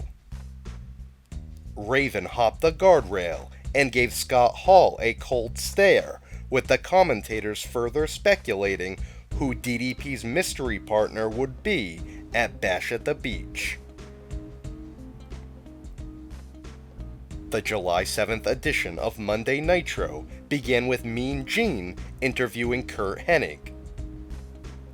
While he didn't deny he'd be DDP's partner, he did say that he was a free agent. The Nature Boy Ric Flair interrupted, saying that Hennig was joining the Four Horsemen. Hennig denied it, but left with Flair. Harlem Heat fired Sister Sherri for costing them their match against the Public Enemy. Macho Man Randy Savage competed against La Parka. Savage didn't pay much attention to his opponent until La Parka hit a diamond cutter. He took off his mask, revealing it to be DDP all along, and scoring the pinfall victory. Scott Hall raced to the ring as DDP exited through the wild crowd. Mean Gene interviewed the Nature Boy Ric Flair, who cut a promo on a mannequin dressed as Rowdy Roddy Piper. As Flair continued spewing insults, Piper snuck up from behind. Piper chased Flair to the ring and ripped the suit off his back. Piper repeatedly whipped Flair with his belt and stripped him down to his boxers. Steve Mongo McMichael and the crippler Chris Benoit hit the scene, leading to a 3-on-1 beatdown. Former ECW star Stevie Richards made his debut, speaking to Mike Tenay on behalf of Raven. Richards claiming to be the best friend of Raven, took the microphone and said he'd conduct the interview. Raven attacked Richards and then walked away. The show closed with the WCW World Heavyweight Champion, Hollywood Hogan, coming to the ring with Eric Bischoff. Hogan talked trash about Lex Luger and the Giant, who soon ran to the ring. Other members of the NWO attempted to interfere, only for the Giant to chokeslam them. Meanwhile, Luger lifted Bischoff up for a torture rack. Hogan left them all behind, running away as the show went off the air. Bash at the Beach took place on July 13th, and began with Glacier and Ernest the Cat Miller facing Mortis and Wrath, with James Vandenberg in their corner. Glacier was the victim of double teaming in the early goings, with Wrath holding up a chair and Mortis kicking it against the face of Glacier. The Cat leveled both Mortis and Wrath with thrust kicks as the action broke down. In the end, Vandenberg wrapped a chain around Mortis's boot. Mortis proceeded to super kick Glacier out cold and score the pinfall victory. Chris Jericho defended the WCW Cruiserweight Championship against Ultimo Dragon. It was a great back-and-forth match that included numerous high-flying, high-impact moves. After numerous pinfall attempts, Jericho scored the pinfall victory with a roll-up. Mean Gene interviewed Raven, who was sitting in the front row. Raven danced around the question of whether or not he would be DDP's mystery partner. Stevie Richards butt in, saying Raven had a big announcement the following night. Raven slapped Richards, ending the segment. Juventud Guerrera, Hector Garza, and Lizmark Jr. battled La Parka, Psychosis, and Villano 4. It was the Lucha Libre style personified, with multiple dives and fast-paced action. One spot saw the Technicos hit a triple suicide dive onto the Rudos. Another spot saw everyone miss splashes on one another. It wasn't long before everyone hit dives onto one another on the floor, culminating with Garza hitting a Sky Twister press onto everyone. Villano 5 switched out with his partner Villano 4 behind the referee's back. Despite this, Garza pinned Villano 5 after a standing moonsault to score the pinfall victory for his team. The Taskmaster Kevin Sullivan faced the Crippler Chris Benoit in a career match, meaning that the loser must retire. Jimmy Hart and Jacqueline accompanied Sullivan to the ring. They duked it out from the start in the middle of the ring before taking the fight to the floor. Jacqueline got physical, laying it into Benoit before he tossed her aside. Sullivan dragged Benoit up the entrance stage, whipping Benoit against a row of surfboards. As Benoit writhed in the sand, Sullivan tossed beach chairs onto him. They collapsed a cabana and knocked over the lifeguard chair during the chaos. Jacqueline continued taking shots at Benoit, with Jimmy Hart even sneaking in a few shots of his own. The brawl continued up the aisle and back into the ring. Sullivan sunk his teeth into Benoit, biting his stomach. Benoit responded by biting at Sullivan's ear, following it up with a crippler crossface. But Sullivan battled back, tying Benoit in a tree of woe and driving his knee repeatedly into the sternum of Benoit. Meanwhile, Jacqueline entered the ring with a wooden chair and smashed it over Sullivan's head. While Jimmy Hart questioned Jacqueline, Benoit hit a swan dive headbutt onto Sullivan and scored the pinfall victory. Post-match, Jimmy Hart screamed at Sullivan, saying that he let everybody down. Sullivan shoved Jimmy, who retreated up the aisle. Deborah McMichael shocked everyone when she handed over the steel briefcase to Jeff Jarrett in his match with Steve Mongo McMichael. Jarrett clobbered Mongo and scored the pinfall victory. Following the bout, Deborah hugged Jarrett and left with him. The Macho Man Randy Savage and Scott Hall came to the ring with Elizabeth in their corner. Diamond Dallas Page made his entrance with Kimberly and introduced his partner, Curt Hennig. During the bout, Savage whipped Hennig against the ropes. On the apron, a wounded DDP tried to pull himself to his feet by using the top rope, sending Hennig tumbling to the floor. Hennig was irate, clobbering DDP on the back with a double axe handle and abandoning his partner. Hall hit DDP with an outsider's edge, with Savage following up with a flying elbow drop. Savage put one foot on DDP's chest and scored the pinfall victory. The show featured a big match between the Nature Boy Ric Flair and Rowdy Roddy Piper. Piper wasted no time, clobbering Flair with a flurry of punches. Flair gained the advantage by attacking Piper's knee and locking in the figure 4 leg lock. Piper hung on and reversed the hold, but soon lost the advantage after Flair struck him with a low blow behind the referee's back. Piper battled back and attempted a sleeper hold, but Flair connected with a chin crusher. Still, Piper fought back and locked Flair in a figure 4. Flair pulled out a pair of brass knuckles, but Piper fought them away. Piper knocked out Flair with the brass knuckles behind the referee's back. Steve Mongo McMichael ran to the ring and distracted the referee.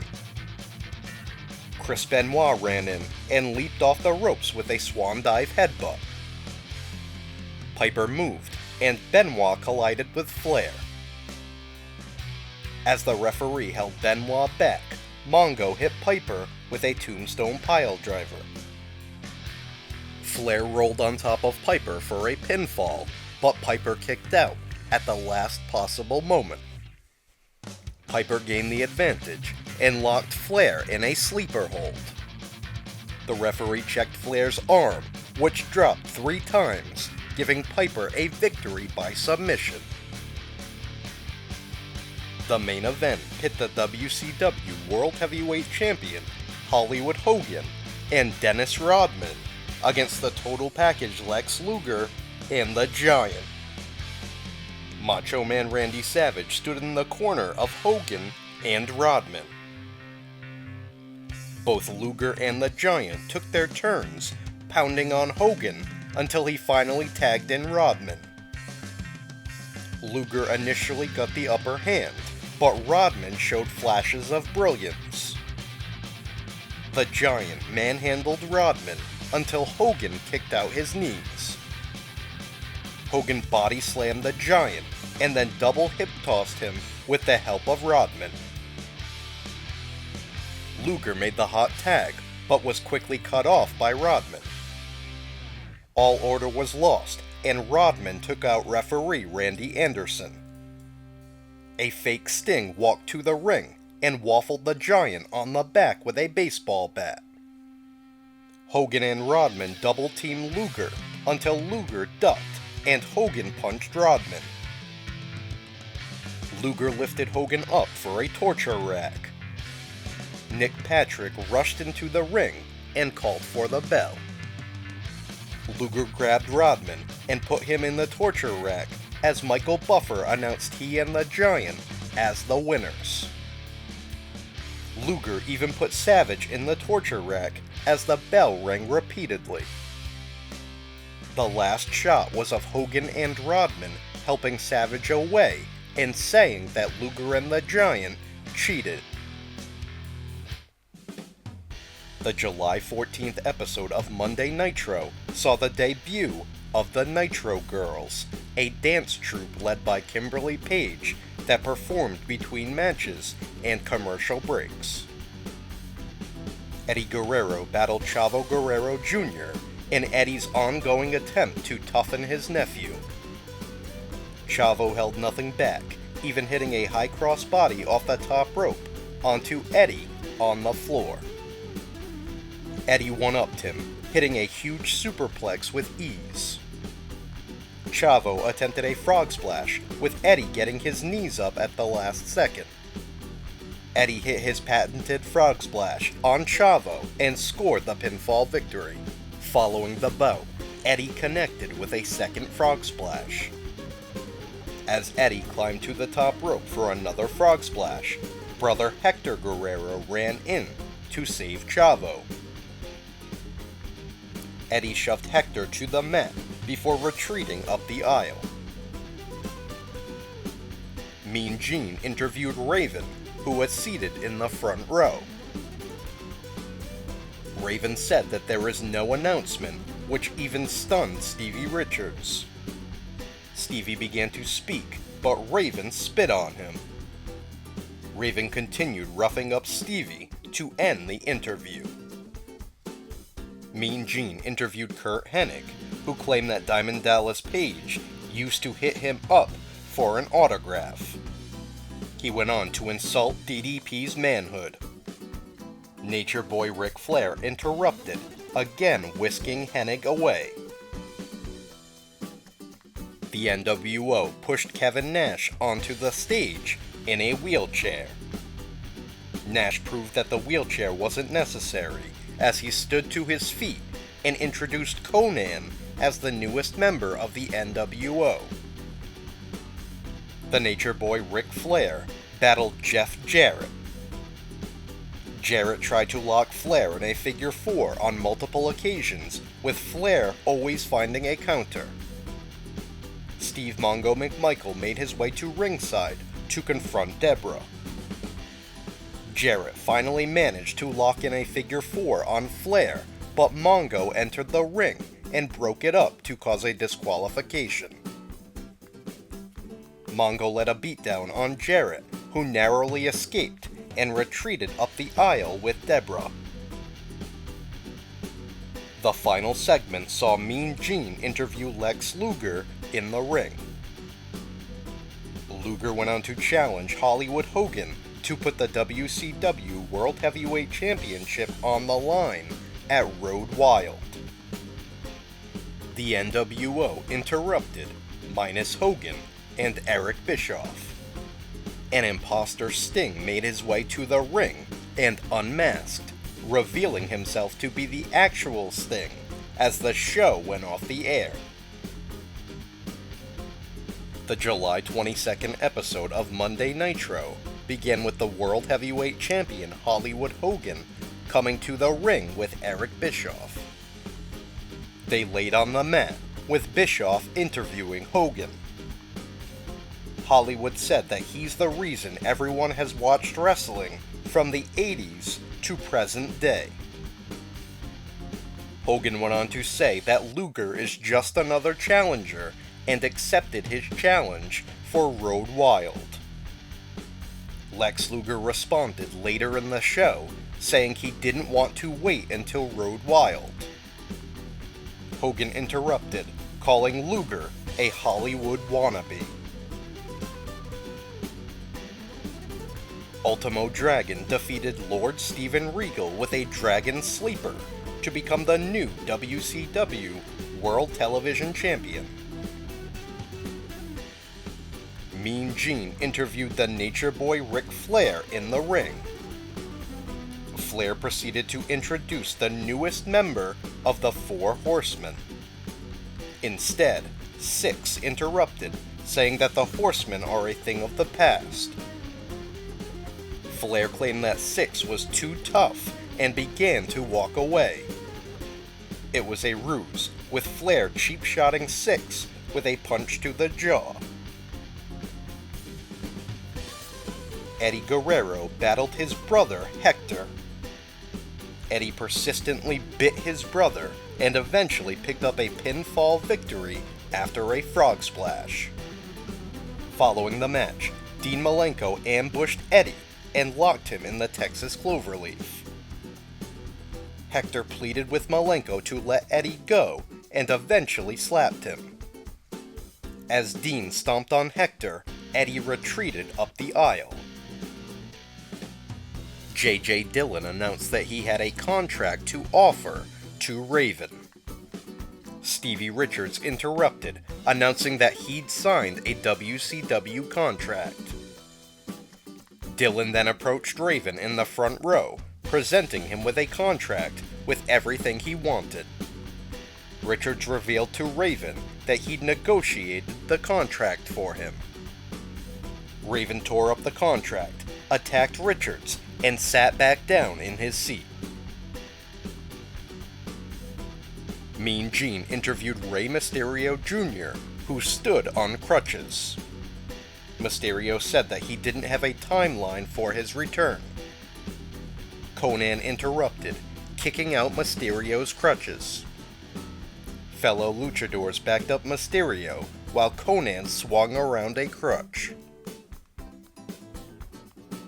After defeating VK Wall Street, Curt Hennig was ambushed by Diamond Dallas Page, who ran in through the crowd and nailed a diamond cutter. The main event pit the WCW World Tag Team Champions, the Outsiders, against the Nature Boy Ric Flair and the Crippler Chris Benoit. Syxx interfered, only for Flair to attack him on the floor. This left Benoit alone with the Outsiders, who made quick work of him to retain their titles. Meanwhile, Syxx locked the Buzzkiller on Flair, ripping at the Nature Boy's bad shoulder. Steve Mongo McMichael saved Flair, tossing Syxx aside. The Steiner brothers made their way to the ring as the show went off the air. The July 28th episode of Monday Nitro saw Mean Gene interview Lex Luger about the rumors that his title match with Hollywood Hogan might happen before Road Wild. Luger confirmed this, saying that since Hogan has to defend his title within a certain time frame, the match would take place in 1 week on Monday Nitro. Mean Gene interviewed the Nature Boy Ric Flair, who introduced Curt Hennig as the newest member of the Four Horsemen. Hennig reiterated that he hadn't agreed to anything. Flair said that Hennig wouldn't admit it because he's afraid of getting in trouble with his wife. Alex Wright defeated Chris Jericho to become the new WCW Cruiserweight Champion. The Giant battled the Great Muta. After dodging the green mist, the Giant hit a chokeslam and scored the pinfall victory. Meanwhile, Larry Zbyszko yelled at Eric Bischoff, saying he was sick of him and Scott Hall. Zbyszko dragged Bischoff to the ring, where the Giant nailed a big chokeslam. Diamond Dallas Page was in action against Syxx. Curt Hennig interfered, running into the ring behind the referee's back and clobbering DDP with a foreign object. Hennig dragged Syxx on top of DDP before leaving the ring. The referee turned around and made the 3 count, giving Syxx a victory by pinfall. The August 4th edition of Monday Nitro saw Mean Gene attempt to interview Raven in the front row. Stevie Richards interrupted, saying he negotiated a new contract for Raven. After looking over the contract, Raven spit at Richards and shoved him. Richards stood up to Raven and said he wasn't going to take the abuse anymore. Raven exited through the crowd. Mean Gene conducted an interview with the Steiner brothers, who were accompanied by Ted DiBiase, who announced that he was finished with the NWO. DiBiase has seen the error in his ways and said that he still has to prove himself to the Steiners. They were interrupted by the Outsiders, hyping their upcoming match with the Steiners at Road Wild. Diamond Dallas Page battled the Nature Boy Ric Flair, who had Curt Hennig in his corner. Hennig interfered to cause a disqualification, resulting in a 2-on-1 attack on DDP. But DDP fought them off and cleared the ring, standing tall. Mean Gene interviewed J.J. Dillon, discussing the turmoil Sting has dealt with in the past year. Dillon stressed that WCW needs Sting, and he had a contract to present him. Sting descended from the rafters and heard Dillon's pledge to restore his faith in WCW. Dillon said that he had an opponent for Sting, Curt Hennig. Sting ripped up the contract and handed it back to Dillon. Despite Mean Gene's pleas for Sting to stay, he walked away. Dillon said he wouldn't stop trying.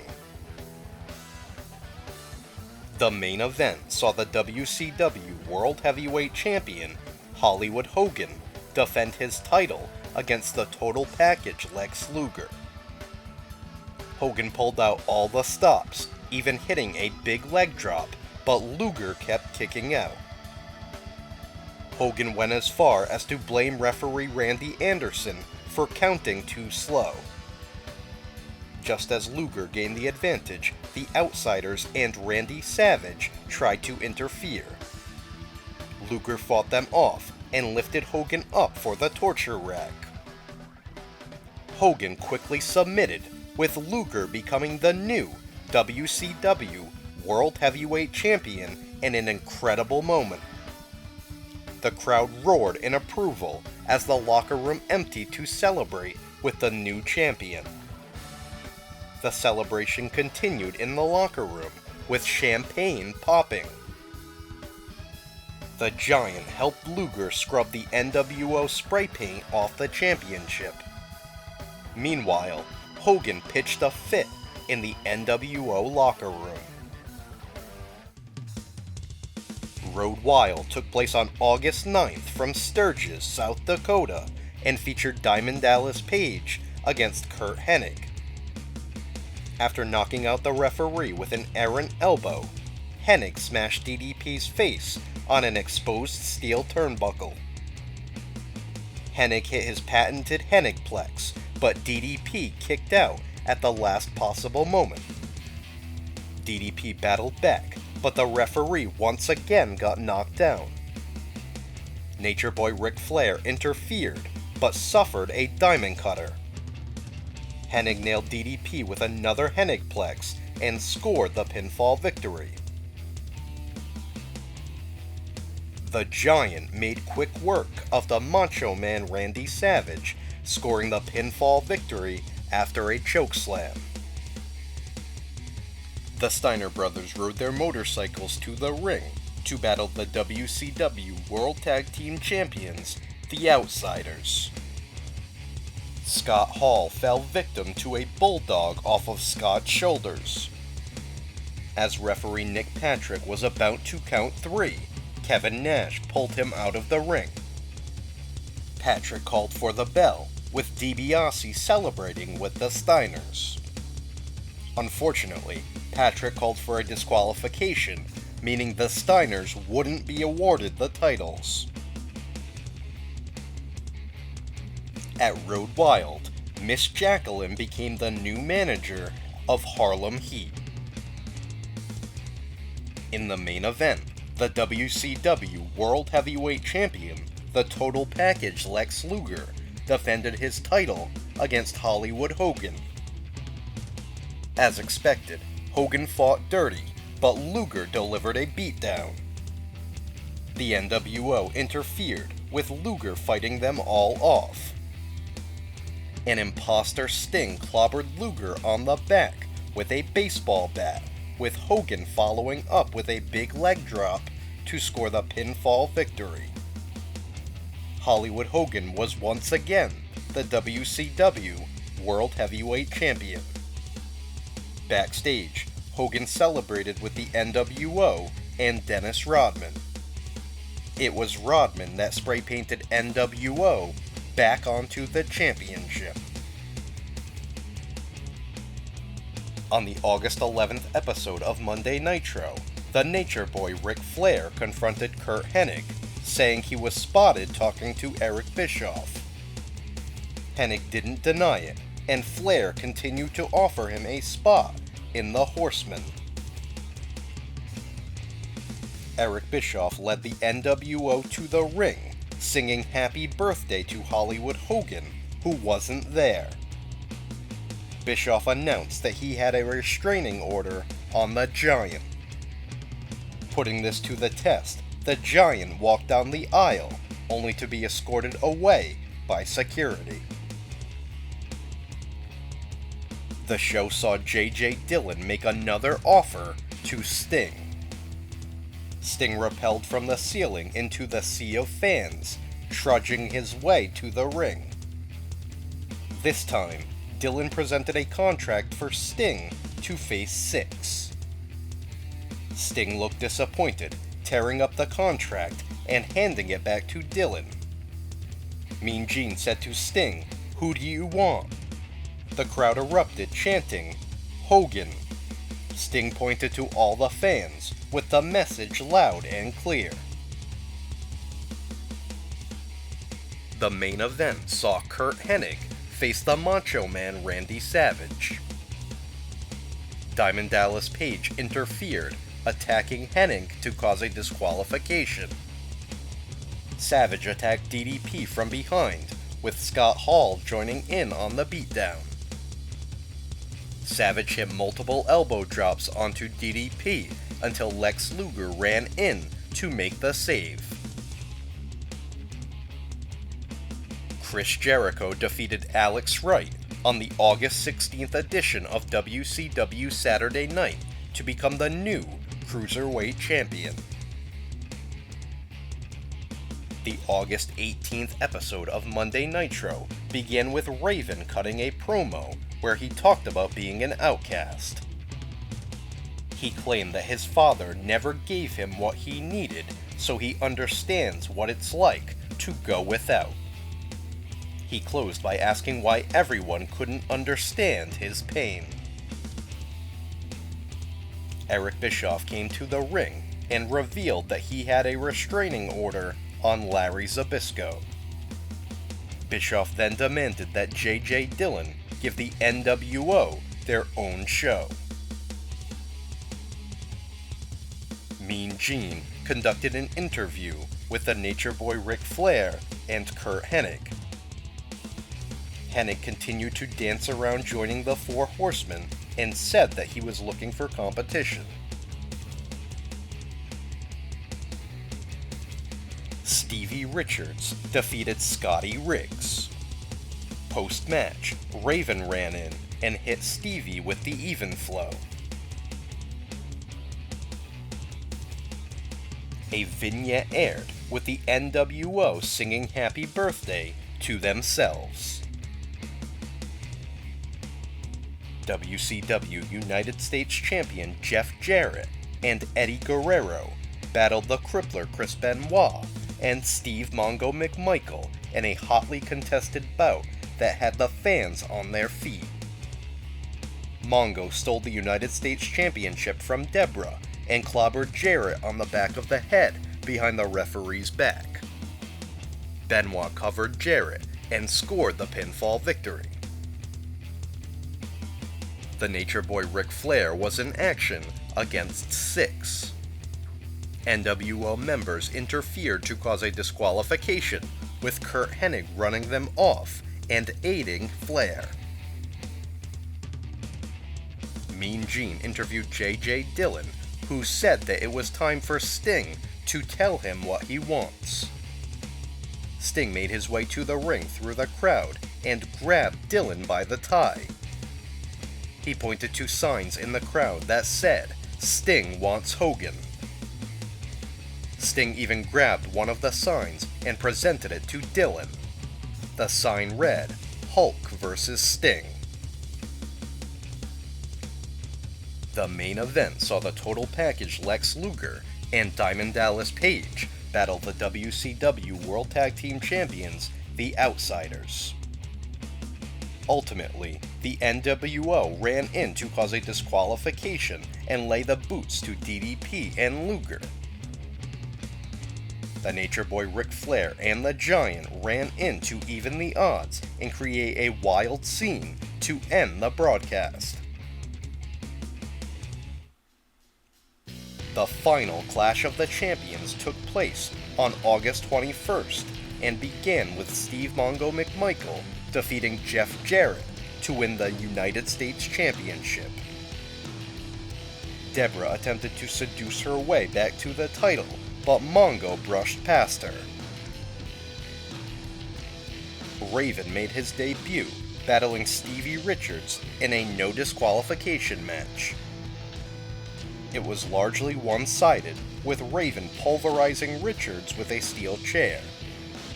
In the end, Raven picked up the victory with an even flow DDT. Alex Wright defeated the Ultimo Dragon to become the new WCW World Television Champion. Scott Hall and the Macho Man Randy Savage came to the ring, backed by the NWO, with balloons falling from the ceiling. They faced the Total Package Lex Luger and Diamond Dallas Page in the main event. Prior to the bout, Kevin Nash announced that Savage would be defending the WCW World Tag Team Championship on his behalf, making the main event a title match. Referee Nick Patrick sent the rest of the NWO to the locker room, attempting to make it a fair fight. Luger nearly picked up the victory, lifting Scott Hall up for a torture rack. Savage eye-gouged both Luger and DDP, blinding them. DDP unknowingly hit Luger with a diamond cutter, allowing Hall to score the pinfall victory. The final segment saw Eric Bischoff lead the NWO to the ring. They were celebrating their first birthday, only for the lights to flicker. Sting appeared in the rafters, holding a vulture. A child's voice spoke, saying that from the ashes, a great hero rises. The lights flickered off and on, with a vulture standing on the top rope and stalking the NWO. The August 25th episode of Monday Nitro began with Mean Gene interviewing Eric Bischoff. J.J. Dillon was heard over the intercom phoning in, saying he was committed to signing a match between Hollywood Hogan and Sting before the end of the year. As an irate Bischoff protested, Sting made his way to the ring to a huge ovation. Sting put a Hollywood Hogan shirt over the face of Bischoff and then kicked him to the mat. Before leaving, Sting stuffed the shirt in Bischoff's mouth, smiling as he left the ring. Raven cut a promo talking about the troubles with redemption and being leery of what you wish for. Mean Gene introduced the Four Horsemen, including the returning Arn Anderson. The Nature Boy Ric Flair called out Curt Hennig, saying he needed to know tonight if he was with the Horsemen. Despite Hennig saying he wasn't ready, Arn Anderson delivered a passionate promo to convince him to join. Anderson revealed that his career was over. He praised the skills of Hennig and offered him his spot in the Horsemen. Anderson said, "I'm not offering you any spot, I'll give you my spot." Hennig said it would be a privilege, shaking each member of the Horsemen's hands in an emotional scene. The main event saw the total package Lex Luger battle the Macho Man Randy Savage. Diamond Dallas Page ran to the ring as the show was going off the air. Without hesitation, Luger grabbed DDP and lifted him up for a torture rack as the show went off the air. The September 1st episode of Monday Nitro began with a video highlighting the career of Arn Anderson. Throughout the broadcast, wrestlers made comments about Anderson's career and wished him well. Later in the broadcast, NWO members came to the ring dressed as the Four Horsemen, mocking the emotional scene from the week prior. Kevin Nash portrayed Anderson, complete with a giant beer belly and a cooler of beer. Syxx was dressed as the Nature Boy Ric Flair, donning a giant rubber nose. Conan dressed as Steve Mongo McMichael, while Buff Bagwell dressed like Curt Hennig, complete with a blonde ponytail and towel. Nash comedically offered Buff, "Not a liver spot, not like your dog spot, not just any spot, but my spot." The WCW World Heavyweight Champion, Hollywood Hogan, and Eric Bischoff stood in the ring and called out Sting. They then called out J.J. Dillon, who soon made his way to the ring. Hogan delivered a message to Sting by knocking out Dillon and delivering multiple leg drops. Bischoff proceeded to spray paint "Bite Me" on Dillon's back. Hogan crawled towards the camera and said, "I guess you could say Sting was stung." The main event pit Lex Luger and Diamond Dallas Page against the Macho Man Randy Savage and Scott Hall. We saw more miscommunication, with Luger accidentally knocking out DDP with a flying forearm, while Luger had Savage submitting in the torture rack. Referee Nick Patrick focused on the legal men, with Hall pinning DDP for the victory. The September 8th episode of Monday Nitro began with Mean Gene interviewing the Four Horsemen in the ring. The Nature Boy Ric Flair claimed that the NWO made him embarrassed to be a professional wrestler, and they proved that nothing is sacred in wrestling. He then said they're not leaving the building until they get Nash, Syxx, Conan, and Bagwell in the ring. Head of security Doug Dillinger led his security into the ring to escort the Horsemen away. Later in the broadcast, Flair and Hennig defeated Conan and Buff Bagwell after Hennig connected with a Hennigplex on Conan. Rey Mysterio Jr. battled Eddie Guerrero in an excellent back-and-forth bout full of hard-hitting and high-flying maneuvers. Mysterio hit a springboard hurricanrana out of nowhere to score the pinfall victory. The WCW World Heavyweight Champion Hollywood Hogan and Eric Bischoff made their way to the ring.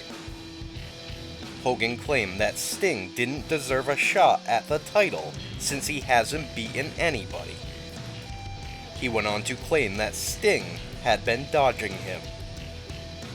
As the fans chanted in unison, "We want Sting," a mannequin dressed like Sting rappelled from the ceiling and crashed to the floor.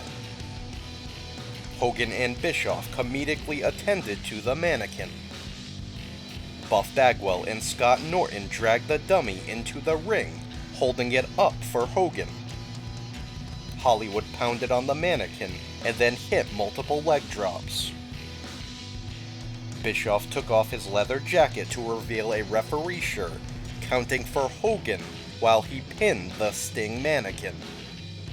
With J.J. Dillon recovering from an injury, Mean Gene introduced the new acting chairman of the WCW Executive Committee, Rowdy Roddy Piper. Piper said he wasn't putting up with all the whiny wrestlers. He said he's going to do everything he can to make sure Hollywood Hogan and Sting have a match before the end of the year. Piper said he's got Hogan in a steel cage match at Halloween Havoc. Finally, he said that the Four Horsemen and the NWO will battle at Fall Brawl in War Games. Diamond Dallas Page and the Total Package Lex Luger had a chance to settle their differences in the main event. The match was interrupted by the NWO, who attacked Luger behind both DDP and the referees' backs. DDP battled back, standing by Luger's side to fight off the NWO. The Giant made his way to the ring and pummeled the NWO to save DDP and Luger. The broadcast ended with Luger and DDP hugging and burying the hatchet.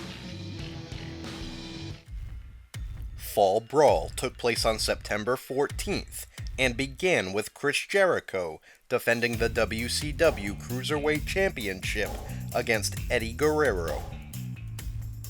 The match began with some great back and forth chain wrestling, with each man jockeying for position.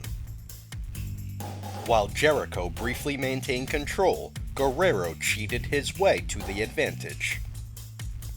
Jericho's Lionheart shined through, even hitting a big release German suplex and a spinning leg lariat. Guerrero continued to kick out of every attempt, including Jericho's double powerbomb. Jericho attempted a superplex, only for Guerrero to land on top of him. Guerrero nailed a beautiful frog splash and pinned Jericho to become the new WCW Cruiserweight Champion. Alex Wright defended the WCW World Television Championship against Ultimo Dragon. It was a great contest full of nail-biting near falls, with both inches away from victory. Dragon hit a top rope Frankensteiner and immediately attempted a Dragon Sleeper. Wright countered with a chin crusher, followed by a German suplex to score the victory and retain his title. Backstage, the NWO ran past Mean Gene and into a room.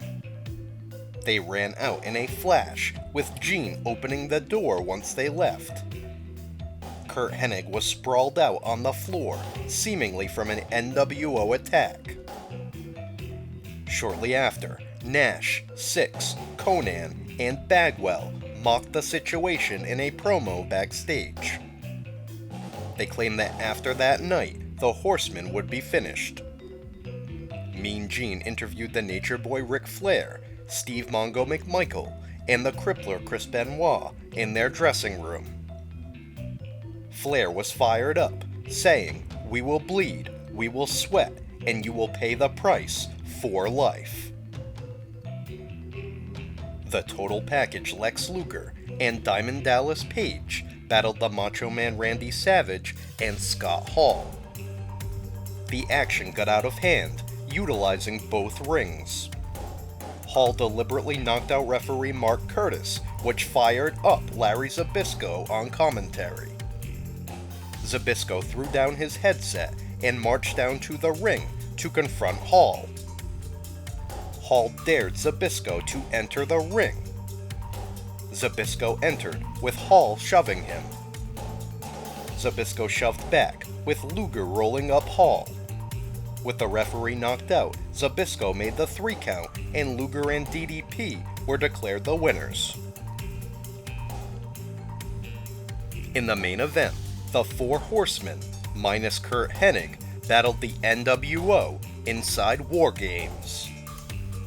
Buff Bagwell and the Crippler Chris Benoit battled it out in the initial 5-minute period. With the NWO winning the coin toss, Konnan joined the fray and helped Bagwell beat down Benoit. 2 minutes later, Steve Mongo McMichael evened the odds. Syxx entered in the next period, immediately getting attacked by Mongo and Benoit. Curt Hennig made his way to ringside with his arm in a sling. Moments later, Nature Boy Ric Flair entered War Games, leading to a Horseman domination. Kevin Nash entered the battle to round out his team and cleaned house. The final participant to enter was Curt Hennig, who threw down his sling. He took out 2 pairs of handcuffs and began to attack his teammates. Hennig clobbered Flair with windmill forearms, with the rest of the NWO members joining in. While Flair was pummeled, the rest of the Horsemen were handcuffed to the cage. Hennig took off his Horseman shirt and tore it in half. Nash hit Flair with a jackknife powerbomb, while the remaining Horsemen refused to quit. The NWO dragged Flair to the doorframe of the cage, where Hennig threatened to do the unthinkable. In an attempt to save Flair, Mongo surrendered, giving the NWO the victory. Despite this, Hennig slammed the cage door, crushing Flair's head. The NWO celebrated with their victory and newest member, Curt Hennig. The September 15th edition of Monday Nitro began with a gruesome shot of a stitched-up Ric Flair in a hospital following War Games. Tony Schiavone opened the broadcast, giving praise to Ric Flair for all he's done. He then put down his headset and walked off the broadcast booth, leaving Larry Zbyszko and Mike Tenay to recap Fall Brawl. Mean Gene interviewed Diamond Dallas Page, with DDP challenging Macho Man Randy Savage to face him one more time at Halloween Havoc. Eric Bischoff came to the ring and introduced the NWO. He then introduced Curt Hennig, who came out to Flair's music and wore his robe. Hennig presented Hogan with Flair's robe, kneeling before him. Hogan said that this day was exactly perfect. After cutting a promo on Rowdy Roddy Piper, Hogan wiped himself with Flair's robe. The main event saw Steve Mongo McMichael defend the United States Championship against Curt Hennig. Hennig was victorious with a Hennigplex to become the new United States Champion. The September 22nd episode of Monday Nitro began with Eric Bischoff confronting Larry Zbyszko at the broadcast booth. Bischoff pointed his finger at Zbyszko and said, "Keep your nose on your face and out of other people's business." He said that Zbyszko had no right to interfere at Fall Brawl. Bischoff then said that if Zbyszko tried it again, he'd have to pay. Unfazed, Zbyszko had the production truck air the footage of the Outsiders attacking Eric Bischoff at the 1996 edition of the Great American Bash. This was enough for the rambunctious Bischoff to back off, with Zbyszko saying, "You don't think Hollywood Hogan, Hall, and Nash won't throw you in the garbage again when they're done using you, you unconscious little jerk?"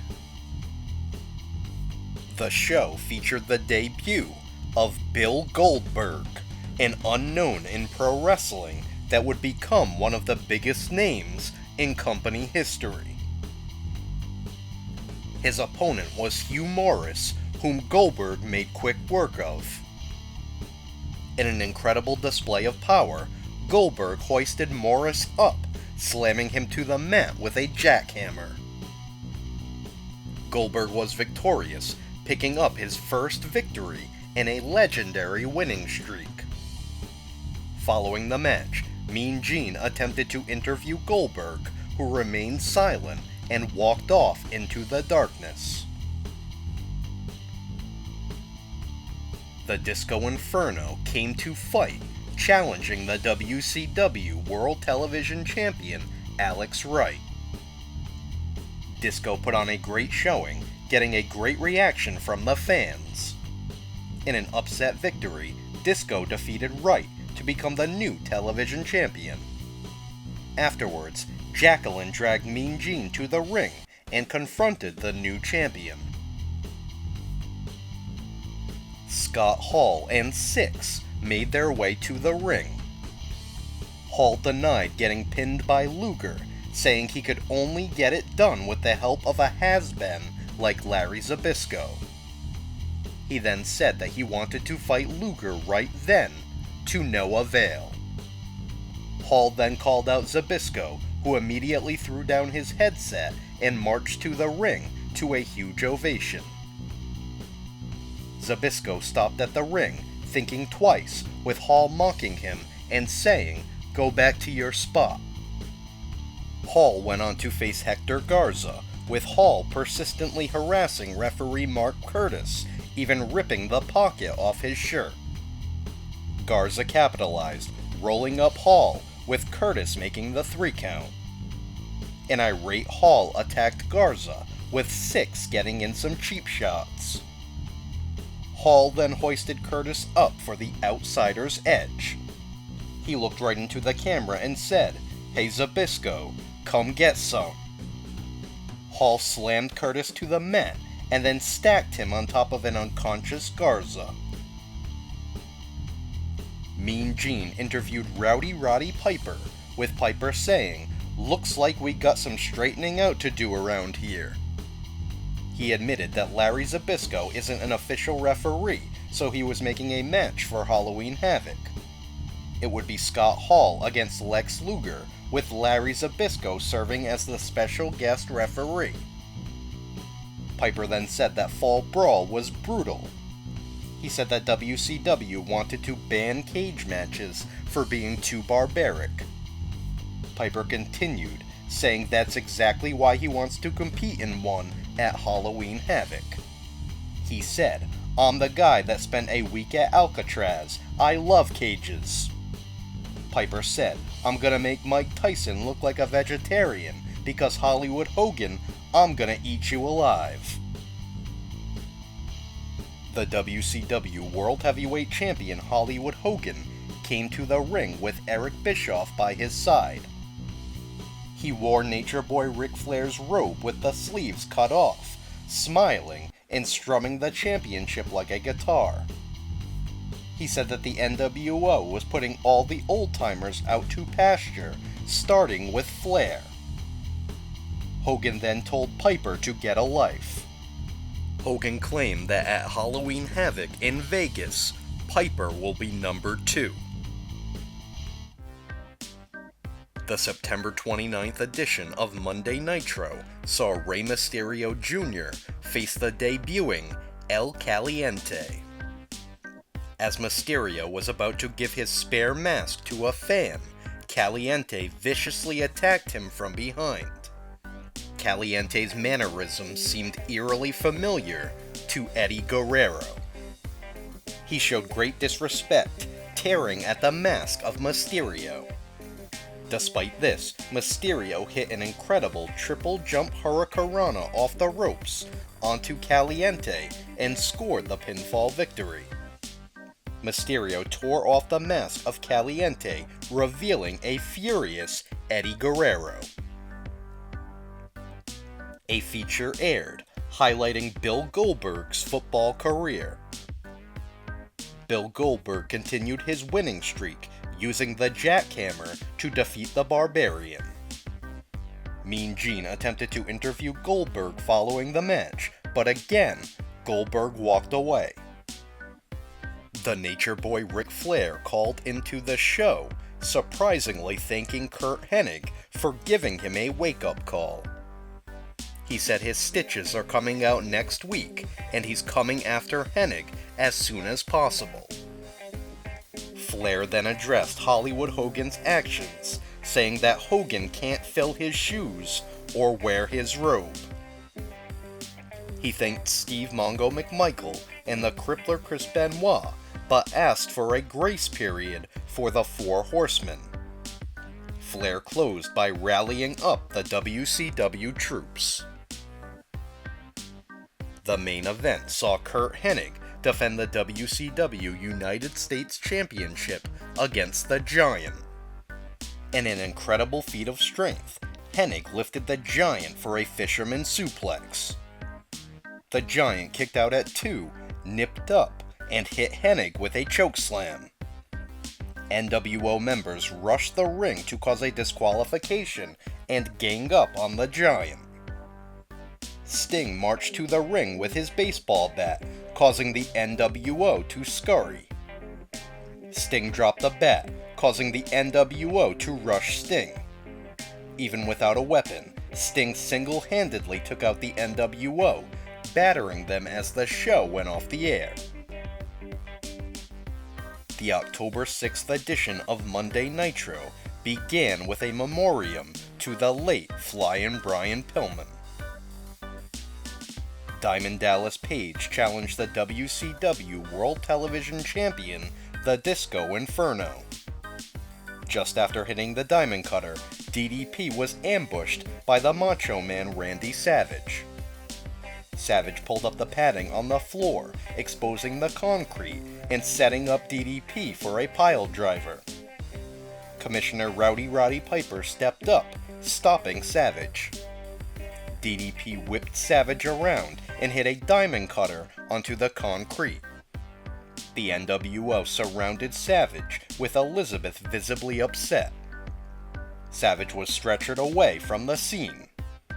The crowd showed no mercy, singing, "Na na na na, hey hey hey, goodbye." Mean Gene interviewed Commissioner Piper. It wasn't long before Hollywood Hogan and Eric Bischoff interrupted, with Mean Gene scurrying away. Hogan and Piper stared each other down. Hogan cut a scathing promo in Piper's face, calling him a teeny man who has no right to boss the NWO around. He added that Piper can't be an icon because Hogan still exists. Hogan agrees that their careers paralleled, but it was Piper that stood in his shadow. Hogan said that everyone was in the building because of him. He said that he'd prove to Piper's wife and kids that Hollywood is the true icon. Hogan said that he was going to end Piper's career at Halloween Havoc and send him home in a wheelchair. After a brief shoving match, Bischoff kicked Piper in the back of the leg. Hogan clobbered Piper, ripping his shirt and ramming his head on the canvas. He held Piper up for Bischoff to throw a kick. Piper moved, with Bischoff striking Hogan. Piper took Bischoff to the mat and pounded on him. Hogan tried to restrain Piper, who was throwing shots at him. The rest of the NWO ran to ringside and pulled Hogan to safety. A wild Piper swung the WCW World Heavyweight Championship around his head as the show went to a commercial. Mike Tenay presented the first in a series of features about the history of Lucha Libre. He went through the famous names in Mexican wrestling history and highlighted the modern-day luchadors competing in the 4 major promotions in Mexico.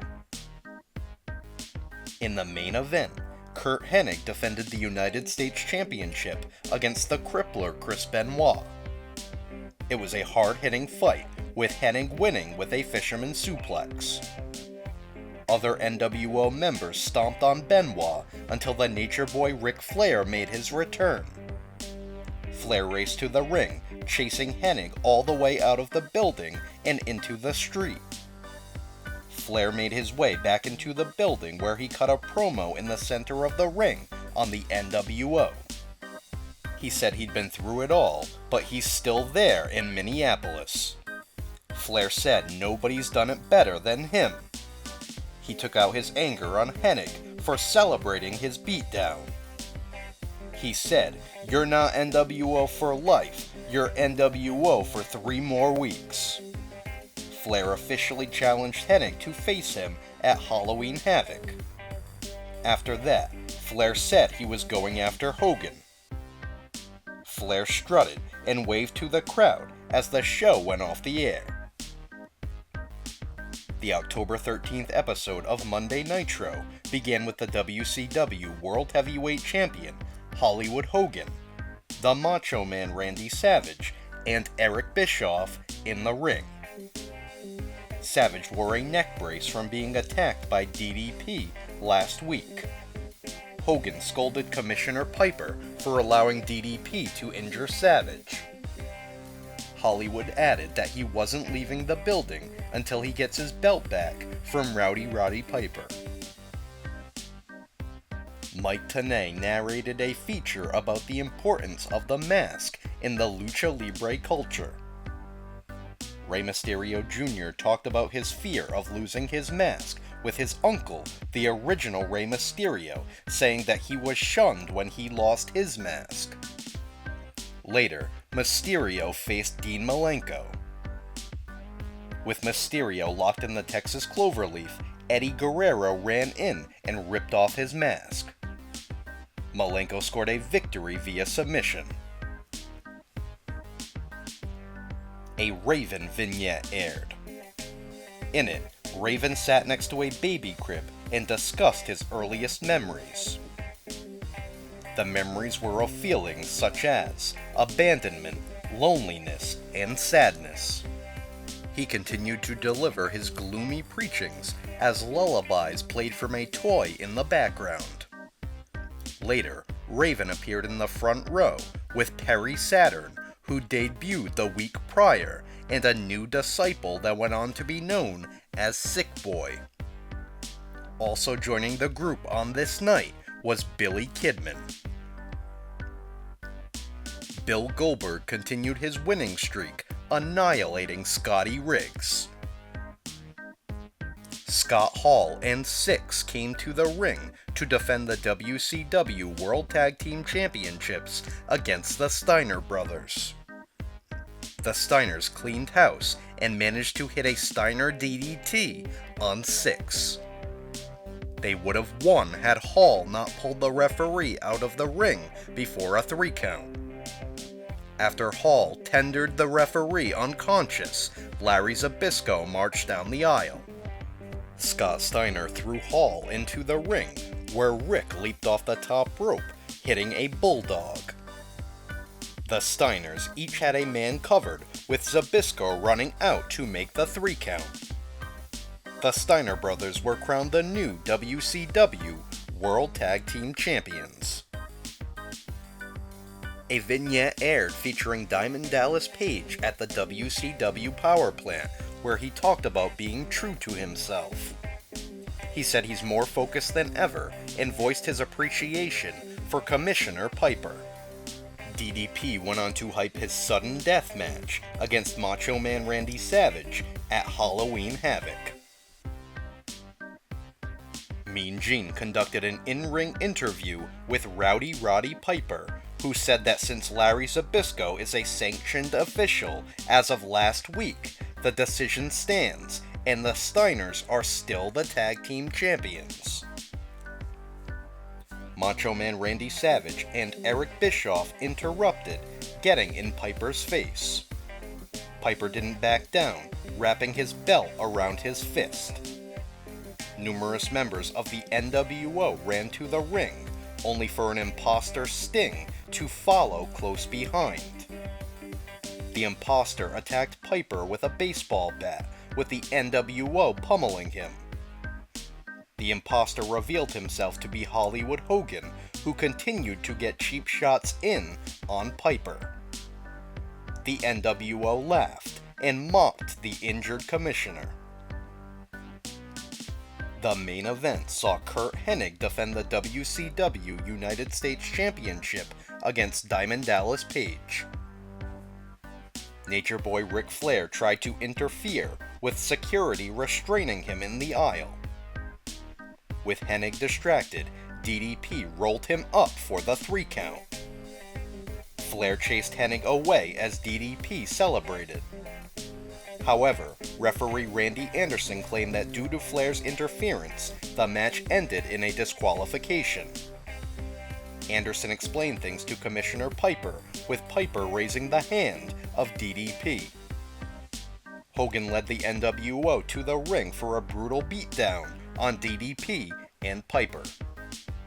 Despite wearing a neck brace, Savage dropped multiple elbow drops onto DDP and Piper.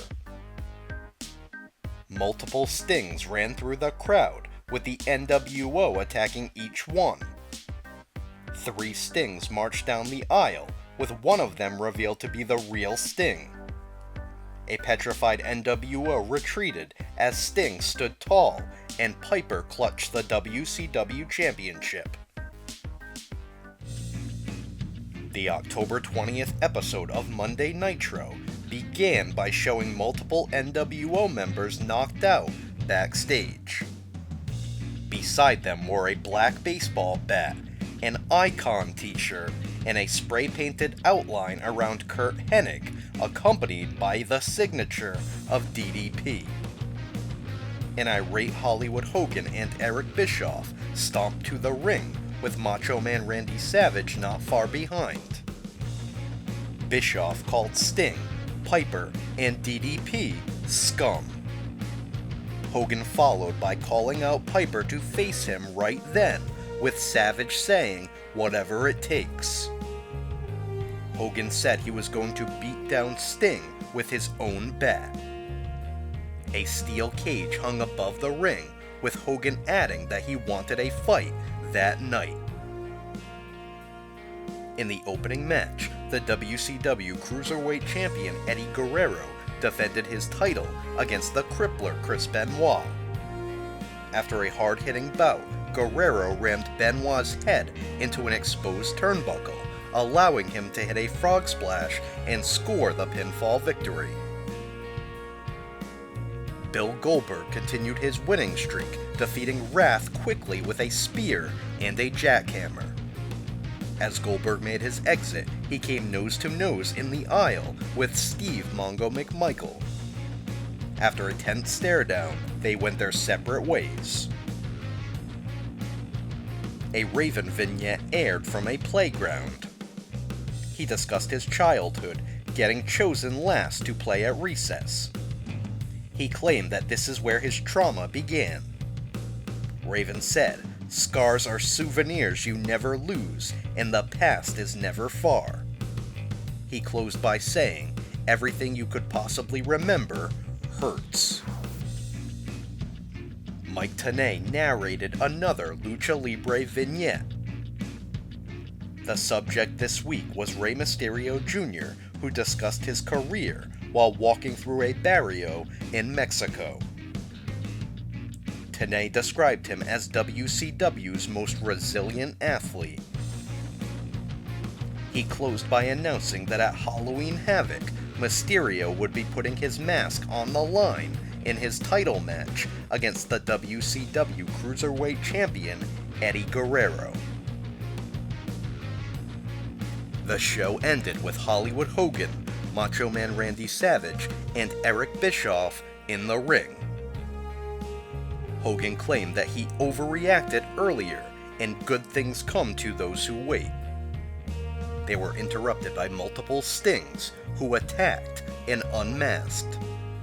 The ones in the ring cleaning house were Diamond Dallas Page and Rowdy Roddy Piper. The one in the aisle was attacked from behind and laid out by the rest of the NWO, who stampeded to the ring. The cage lowered, surrounding the ringside area. As it did, Sting rappelled from the ceiling, running roughshod on the NWO. It was a chaotic scene, with Hogan and Savage locked out of the cage, and DDP and Piper preventing them from getting in as the show went off the air. Halloween Havoc took place on October 26th, and featured one of the greatest matches in company history.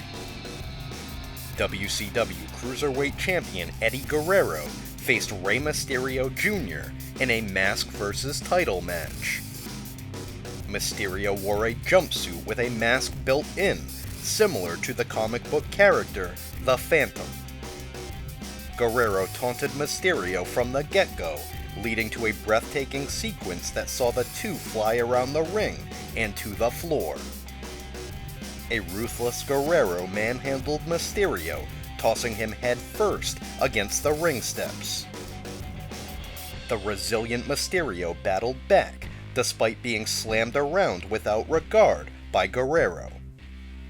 Despite his dominance, Guerrero couldn't secure a 3 count. Frustrated, Guerrero tore at Mysterio's mask, exposing a portion of his face. Mysterio fought back, nailing a beautiful springboard moonsault into a DDT, driving Guerrero's head into the mat. Guerrero recovered and drop-kicked Mysterio off the apron and into the aisle. After bouncing Mysterio off a guardrail, Guerrero locked in a camel clutch, again ripping at Mysterio's mask. Guerrero switched gears, locking Mysterio into the submission his father made famous, the Gory Guerrero Special. Still, Mysterio wouldn't give up. Guerrero continued to ground Mysterio, but Mysterio wouldn't quit. With Mysterio tied in a tree of woe, Guerrero charged from the opposite corner. Mysterio moved at the last second, with Guerrero crotching himself against the ring post. Guerrero staggered to the floor, only for Mysterio to launch himself off the top rope, nailing Guerrero with a plancha. Back in the ring, Mysterio hit a beautiful Hurricanrana, but failed to put Guerrero away. Thus, Mysterio hit a twisting head scissors on Guerrero, sending him to the floor. Mysterio leaped over the ropes, hitting a somersault Hurricanrana on Guerrero in the aisle. In the ring, Guerrero was hit with a corkscrew moonsault from an airborne Mysterio. Mysterio attempted a split-legged moonsault, only for Guerrero to lift his knees. Guerrero drove Mysterio into the mat with a big powerbomb pinning combination, only for Mysterio to kick out at the last possible moment. Mysterio battled back, looking for a springboard Hurricanrana. Guerrero countered with a backbreaker and then attempted a frog splash. Mysterio rolled out of the way, but Guerrero launched him onto the top rope. Guerrero attempted a splash mountain off the second rope, but Mysterio reversed it with a Frankensteiner and rolled up Guerrero for a pinfall victory. Rey Mysterio Jr. was once again the WCW Cruiserweight Champion. Guerrero was a sore loser, tossing Mysterio to the floor. On commentary, Tony Schiavone declared it one of the greatest title matches in history. Backstage, Eric Bischoff claimed that he wouldn't let Hollywood Hogan wrestle tonight due to an unsafe working environment. He'd change his mind if Sting were banned from the building during Hogan's match against Piper. Steve Mongo McMichael battled Debra's mystery opponent, Alex Wright. Bill Goldberg interfered, hitting Mongo with a spear and a jackhammer before placing Wright on top to score a pinfall victory. Following the bout, Debra handed Goldberg Mongo's Super Bowl ring. Goldberg went on to beat down Wright. Backstage, Macho Man Randy Savage cut a promo with Elizabeth by his side. Savage declared himself the greatest wrestler on the planet and hyped his upcoming bout with Diamond Dallas Page. Kurt Hennig defended the WCW United States Championship against the Nature Boy Ric Flair. Flair let his emotions get the best of him, clobbering Hennig with the championship, shoving the referee, and getting himself disqualified. A slew of officials rushed to the ring to restrain Flair, while Conan and Vincent snuck Hennig away. Mean Gene interviewed the returning J.J. Dillon, who said that the main event would go on as advertised, with or without Sting. Eric Bischoff interfered, claiming Dillon didn't have the stroke to make such decisions. Dillon handed Bischoff a document proving Bischoff wrong. The Total Package Lex Luger battled Scott Hall, with Larry Zbyszko as the special guest referee. Zbyszko remained impartial until Hall shoved him. Zbyszko shoved back and backdropped Hall to the floor. An irate Eric Bischoff raced to the ring, only for Zbyszko to knock him off the ring apron. While Bischoff continued to pester Zbyszko, Six raced in and kicked Luger on the back of the head. Hall hit an outsider's edge, with Zbyszko reluctantly making the 3 count. Zbyszko demanded to see the replay, which played shortly after on the big screen. This prompted Zbyszko to say that the match must continue. Luger hoisted Hall up in the torture rack and quickly scored the victory. Six attacked Zbyszko, who fought back and choked Six out. Bischoff and Hall attacked Zbyszko, embarrassing him in the center of the ring. Bischoff put one foot on Zbyszko, with Hall making the 3 count.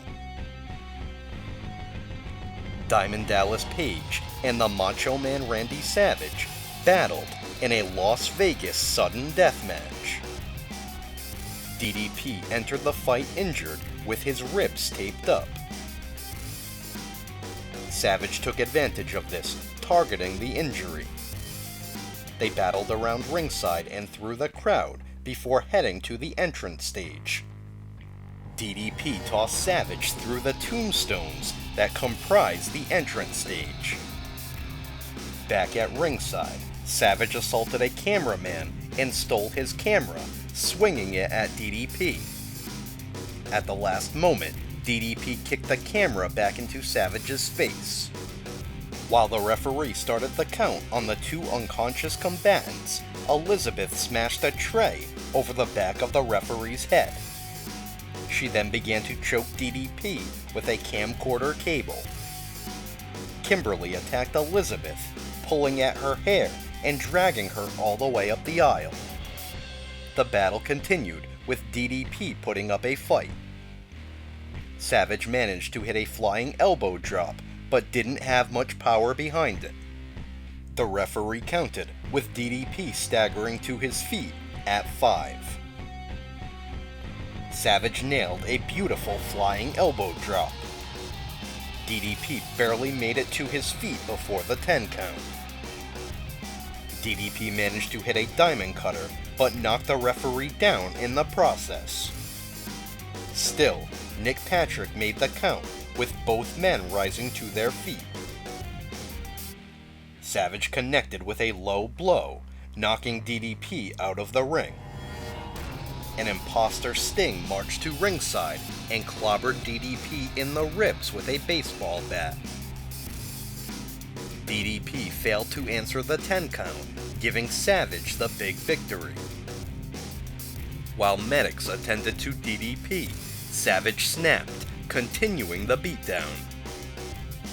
DDP was finally put on a stretcher, but Savage still attacked.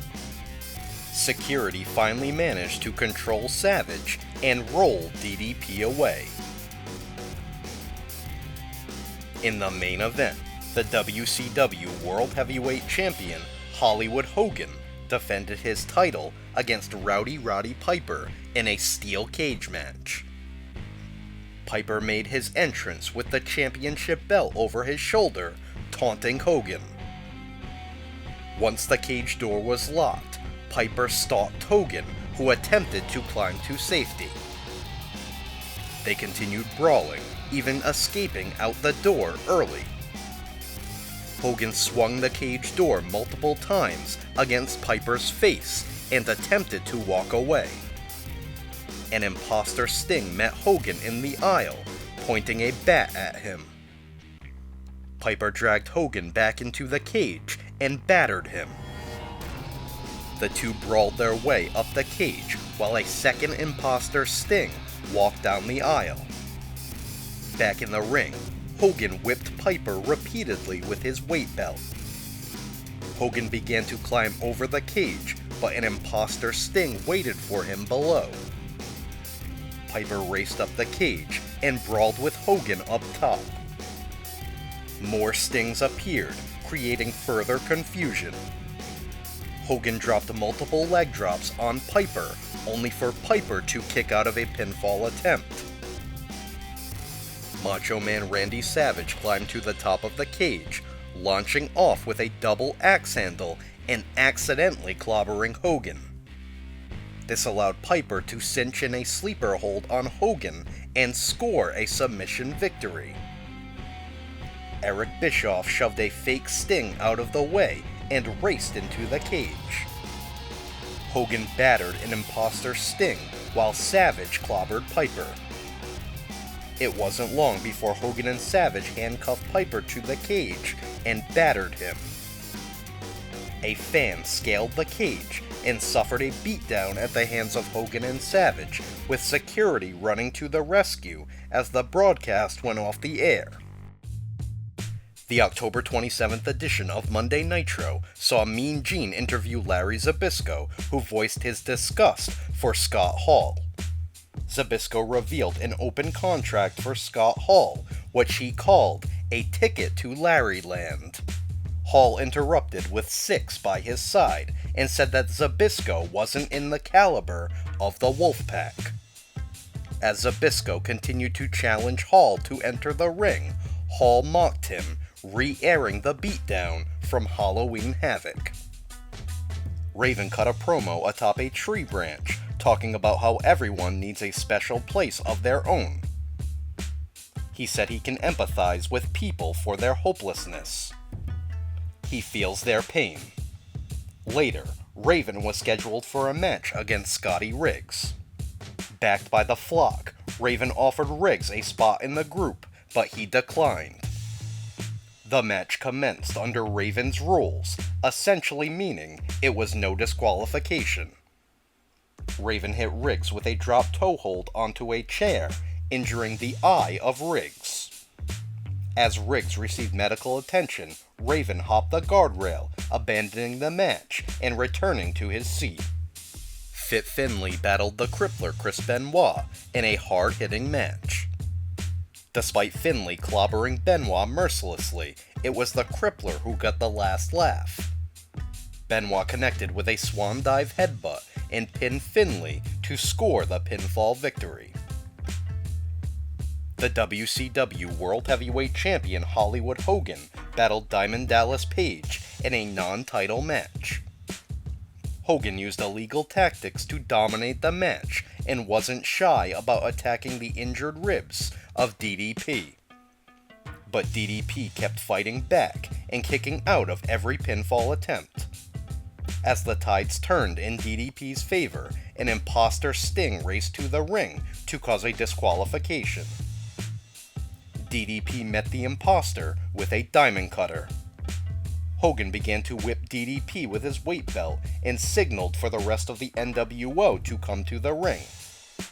An assault ensued on DDP, with the real Sting making his way through the crowd to make the save and clean house. On October 28th, the Starrcade contract signing took place in Las Vegas at the MGM Grand. WCW World Heavyweight Champion Hollywood Hogan and Sting signed the contract to make the monumental match official. The signing aired during a commercial break of the world premiere on TNT of Hulk Hogan's film Assault on Devil's Island. Raven cut a promo on the November 3rd edition of Monday Nitro, sitting in a classroom and reflecting on his days in grade school. He said he knew then that he was a misfit that didn't fit in. Later, Raven's Flock member Perry Saturn defeated the Disco Inferno with the Rings of Saturn to become the new WCW World Television Champion. Scott Hall battled Lionheart Chris Jericho, with Hall taking Jericho lightly. Jericho rolled up Hall out of nowhere to score an upset victory. An irate Hall attacked Jericho after the bell, hitting him multiple times with the outsider's edge. Larry Zbyszko had seen enough, throwing down his headset with contract in hand and approaching Hall. As Zbyszko entered the ring, Hall retreated. The November 10th episode of Monday Nitro began with the NWO coming to the ring, proudly carrying Canadian flags. This was in response to the Montreal Screwjob that had taken place in the WWF the night prior, and the huge news that Bret Hart was on his way to WCW. Kevin Nash made his return from a knee injury, receiving a warm welcome from his fellow stablemates. In a shocking announcement, Eric Bischoff claimed that Bret Hart was with the NWO. The NWO proceeded to suck up to Bret Hart by singing the Canadian national anthem. Raven entered the ring and apologized to Scotty Riggs for damaging his eye. He explained that he had a troubled childhood, and because of this, he gives hope to the hopeless. Enter Van Hammer, who revealed himself to be the newest member of Raven's flock. Eddie Guerrero defeated Rey Mysterio Jr. to recapture the WCW Cruiserweight Championship. WCW World Heavyweight Champion Hollywood Hogan and Eric Bischoff came to the ring carrying a poster for a new movie starring Sting. Bischoff was irate that Sting would step on Hogan's turf. Hogan was insulted by Sting's upcoming movie role and called him a Hollywood wannabe. The Hulkster was so angry that he challenged Sting to face him before the end of the night. In the final segment of the show, Hogan and Bischoff came back to the ring to call out Sting. Hogan repeatedly called Sting a coward. Sting rappelled from the ceiling, marching into the ring and throwing down his bat. He got right in Hogan's face, only for the rest of the NWO to ambush him. Sting was brutally pummeled, with Hogan hitting multiple leg drops. Hogan looked right into the camera and said, "I am God," before the show went off the air. The November 17th edition of Monday Nitro began with the NWO introducing their newest member, Ravishing Rick Rude. This was particularly controversial, considering Rude also appeared earlier in the night on a taped edition of WWF Monday Night Raw on the USA Network. Rude said he'd like to take a couple of his 15 minutes of fame to talk about the rights and wrongs in professional wrestling. He said that it was wrong for Shawn Michaels to claim to be a champion since he never beat Bret Hart, and it was wrong of Vince to order the referee to ring the bell to screw Bret. He said what is right is that Bret abandoned the company that he referred to as the Titanic and swam to the refuge of the NWO. Rude issued a warning to Sting, saying he'll be there to partake in the next beatdown. Mean Gene interviewed Ray Traylor, who issued a challenge to the entire NWO. Kurt Hennig clobbered Traylor on the back of the head with the United States Championship, leading to a slew of members to join in on the beatdown. Traylor was left battered and unconscious, with NWO spray painted on his back.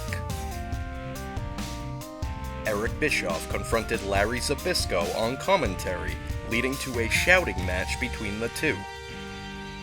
Bischoff provoked Zbyszko by slapping him on the back of the head, goading him into the aisle, where the NWO attacked. Bischoff got his cheap shots in, with Zbyszko left battered. The scene ended with a grinning Bischoff standing over an injured Zbyszko. Later, the WCW World Tag Team Champions, the Steiner Brothers, and Ted DiBiase made their way to the ring. They were ambushed by the NWO, who left them bruised in the aisle. In the main event, Scott Hall battled the Giant. Hall bloodied the Giant's chokeslam hand by smashing it on the steel ring steps. This didn't deter the Giant, who wrapped his giant hand around the throat of Hall. The NWO ran in to attack the Giant and cause a disqualification. Members of the WCW locker room raced to the ring, with a giant brawl erupting to end the broadcast. World War III took place on November 23rd and saw Raven defeat Scotty Riggs by referee stoppage. The flock surrounded Raven, with Van Hammer carrying the unconscious body of Riggs away up the aisle. This was also the first time we saw flock member Lodi. Eddie Guerrero defended the WCW Cruiserweight Championship against Rey Mysterio Jr. Guerrero was victorious, pinning Mysterio after a frog splash to retain his title. Curt Hennig defended the WCW United States Championship against the Nature Boy Ric Flair in a no disqualification match. The two brawled around the arena before battling back to the ring, where Hennig choked Flair with a camera cable. Hennig honed in on Flair's legs, damaging them in hopes of rendering the figure 4 leg lock useless. They continued to battle, fighting tooth and nail, and lighting one another's chests up with thunderous chops. Flair dropped Hennig crotch first onto a chair, folding the chair and crushing Hennig's ankle shortly after. Flair continued, punting the chair while still wrapped around Hennig's ankle. Flair then locked in the figure 4, but Hennig clobbered Flair with the United States Championship. With Flair unconscious, Hennig crawled on top of him to score the pinfall victory. The main event of World War III was the 3-ring, 60-man Battle Royal, with the winner receiving a shot at the WCW World Heavyweight Championship at Super Brawl in the new year. The Giant dominated in ring number 3, tossing multiple wrestlers out with ease. When the action dwindled down to 15, everyone conglomerated into one ring. No NWO members had been eliminated up to this point, and they demanded that everyone come to them. The final 4 were Macho Man Randy Savage, Scott Hall, The Giant, and Diamond Dallas Page. After a diamond cutter and a chokeslam, Savage was eliminated. Just when Hall was outnumbered, Hollywood Hogan arrived fashionably late as the 60th entrant. Hogan body slammed the Giant and threw DDP to the floor, while an imposter Sting rappelled from the ceiling. Hogan ran away in fear, but the imposter Sting attacked the Giant with a baseball bat, knocking him to the floor. Scott Hall was declared the winner, but stared face to face with the imposter Sting. The identity of the fake Sting was revealed to be Kevin Nash, who smiled at Hall as he took off the mask. The rest of the NWO celebrated as Scott Hall stood victorious. Scotty Riggs joined Raven's flock on the November 24th episode of Monday Nitro. It was on this night that J.J. Dillon announced that Raven had finally signed his contract, but put in his contract that he can wrestle who, when, and where he wants. The November 24th episode of Monday Nitro saw the NWO run an ad recapping their beatdown on Larry Zbyszko from the previous week. Zbyszko marched to the ring and called out the NWO. He said, "Members of the NWO may be for life, but legends are forever." Flyers fell from the ceiling, featuring a photograph of Eric Bischoff standing over Zbyszko at Halloween Havoc.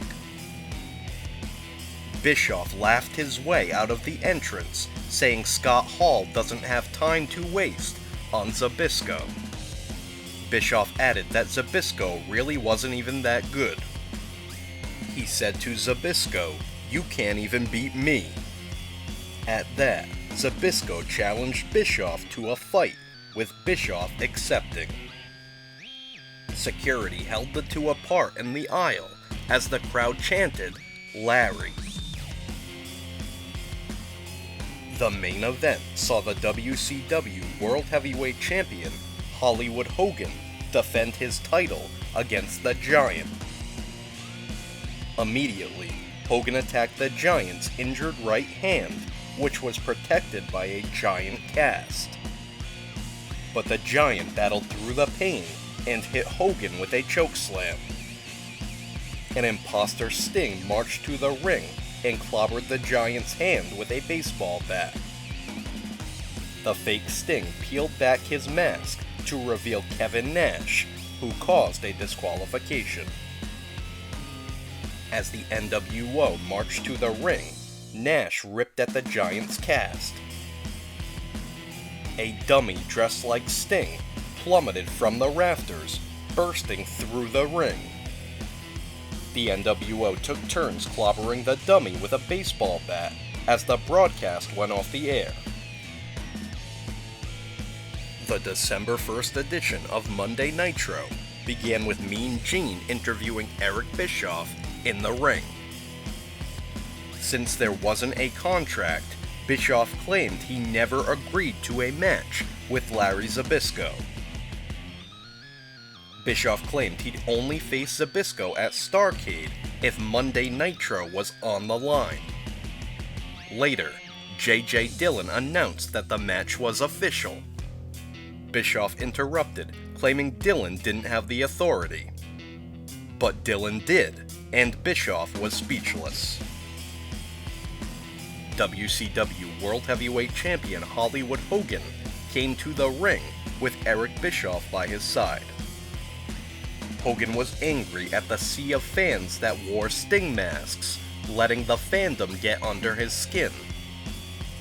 Hollywood declared himself a hero and the reason why everybody bought a ticket. He said that the fans were in denial since Sting is actually a coward. Hogan urged everyone to take the masks off, which had the opposite effect he was looking for. As Hogan made his exit, an elderly woman hung over the guardrail in the front row, taking swings at an amused Hogan. The main event saw the WCW United States Champion Curt Hennig defend his title against Diamond Dallas Page. Just when it looked like DDP had the match won, Rick Rude interfered to cause a disqualification. The rest of the NWO attacked DDP, with Hogan hitting a diamond cutter to add insult to injury. With DDP wearing a Sting mask, Hogan hit him with a diamond cutter onto the WCW Championship. A vignette aired on the December 8th edition of Monday Nitro, with Kevin Nash declaring himself as the real Giant. He challenged the Giant to face him at Starrcade in a Battle of the Giants. Nash described him as the biggest lamb ever going to slaughter. Shortly after, Mean Gene interviewed the Giant, who accepted the challenge.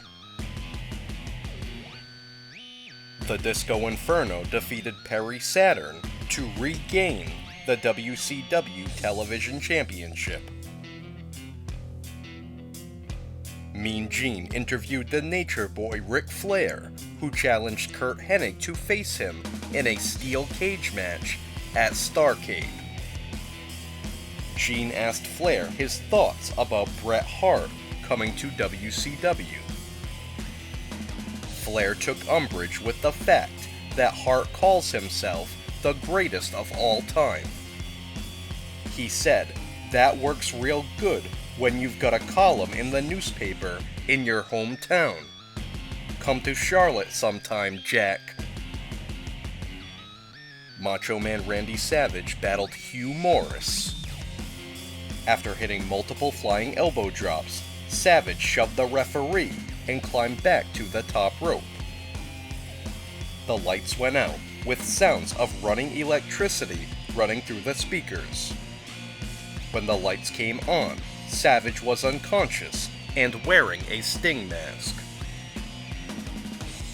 In the main event, Diamond Dallas Page battled Scott Hall. The NWO interfered to cause a disqualification, ambushing DDP. A Sting dummy once again dropped from the ceiling and crashed through the ring. Scott Norton and Buff Bagwell pulled the dummy out from the hole in the ring as Hogan and Bischoff continued gloating in the aisle. Hogan ripped the mask off the dummy and got a big surprise. It was the real Sting, and he proceeded to beat down the NWO as Hogan watched in awe. The December 15th edition of Monday Nitro saw Rey Mysterio Jr. and Juventud Guerrera battle La Parka and Psychosis in a wild display of lucha libre action. In the end, Mysterio hit a springboard hurricanrana on La Parka to the floor, as Guerrera hit a 450 splash onto Psychosis and scored the pinfall victory. Mean Gene interviewed J.J. Dillon in the ring, with Eric Bischoff interrupting. Bischoff complained that he wanted to know who was going to be the referee for his match with Larry Zbyszko at Starrcade. Dillon introduced the man that would be the referee, the debuting Bret Hart. Hart told Bischoff not to look to him for any help. Hart said, "I know what it's like to get screwed over by a referee, so you're on your own, Jack." Bischoff became uneasy, reminding Hart that he runs the show. Curt Hennig defended the WCW United States Championship against the Nature Boy Ric Flair, only for the NWO to interfere and cause a disqualification.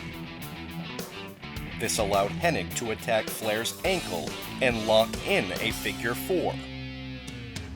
Diamond Dallas Page, the Steiner Brothers, and the Total Package Lex Luger ran in to make the save. An injured Flair was carried off, but DDP stayed behind. Despite calling out Curt Hennig, Hollywood Hogan led the entire NWO to the ring. DDP knew better, escaping through the crowd. The NWO stood in the ring, only for the lights to go out. The first time the lights went out, Sting appeared in the rafters. The second time, he appeared standing atop the Nitro sign. Sting emerged from the entrance as the show went off the air. The December 22nd episode of Monday Nitro saw the NWO take over the broadcast booth, force the cameramen and crew to wear NWO shirts, and tear down all the WCW signs. NWO Nitro banners were hung up in their place. Conan invaded the production truck and forced them to proclaim their allegiance to the NWO. Ring announcer David Penzer refused to join the NWO and was unceremoniously sent away by Buff Bagwell and replaced by Rick Rude. An intro ran for NWO Monday Nitro before Eric Bischoff rode a motorcycle to the ring. Bischoff introduced the NWO to the ring, where he presented Hollywood Hogan with a custom motorcycle for Christmas. Bischoff then presented Hogan with a stretch limo, complete with 2 ladies in a hot tub. Later, Bobby Heenan begged Eric Bischoff for a job on NWO Monday Nitro. Heenan kissed up enough to regain his spot in the booth next to Bischoff and Rude. Later, Bischoff presented Hogan with a ring in the shape of the WCW World Heavyweight Championship. He then revealed a banner showcasing Hogan's Sports Illustrated cover from 1984. Another banner was revealed, depicting Hogan in his role as Thunderlips in Rocky III. In the final segment of the show, Hogan and Bischoff came to the ring. A crew member presented Hogan with a gift, which Bischoff claimed wasn't from him. The stretch limousine pulled out, with Bret Hart in the back, with a woman on each arm. Hogan opened the box and pulled out his own head. Sting appeared on the top of the set and ziplined to the ring as the show came to a close. Starrcade took place on December 28th and was the most profitable pay-per-view in company history. Scott Hall came to the ring to announce that Kevin Nash wasn't there for his scheduled match against the Giant. The Giant made his way to the ring to confront Hall. This led to the Giant hitting Hall with a powerbomb, undoubtedly sending a message to Kevin Nash. Goldberg picked up his first pay-per-view victory, defeating Steve Mongo McMichael with a jackhammer. Raven was scheduled to face the crippler Chris Benoit, but instead decided not to wrestle. Instead, Raven sent Perry Saturn to battle Benoit. The Flock interfered, attacking Benoit behind the referee's back. This allowed Saturn to apply the Rings of Saturn and score a submission victory. Curt Hennig defended his WCW United States Championship against Diamond Dallas Page. In a hard-fought battle, DDP scored a big victory, hitting a diamond cutter out of nowhere to become the new WCW United States Champion. DDP celebrated in the crowd, holding his newly won championship high in the air. Larry Zbyszko faced Eric Bischoff, with Bret Hart serving as the special guest referee.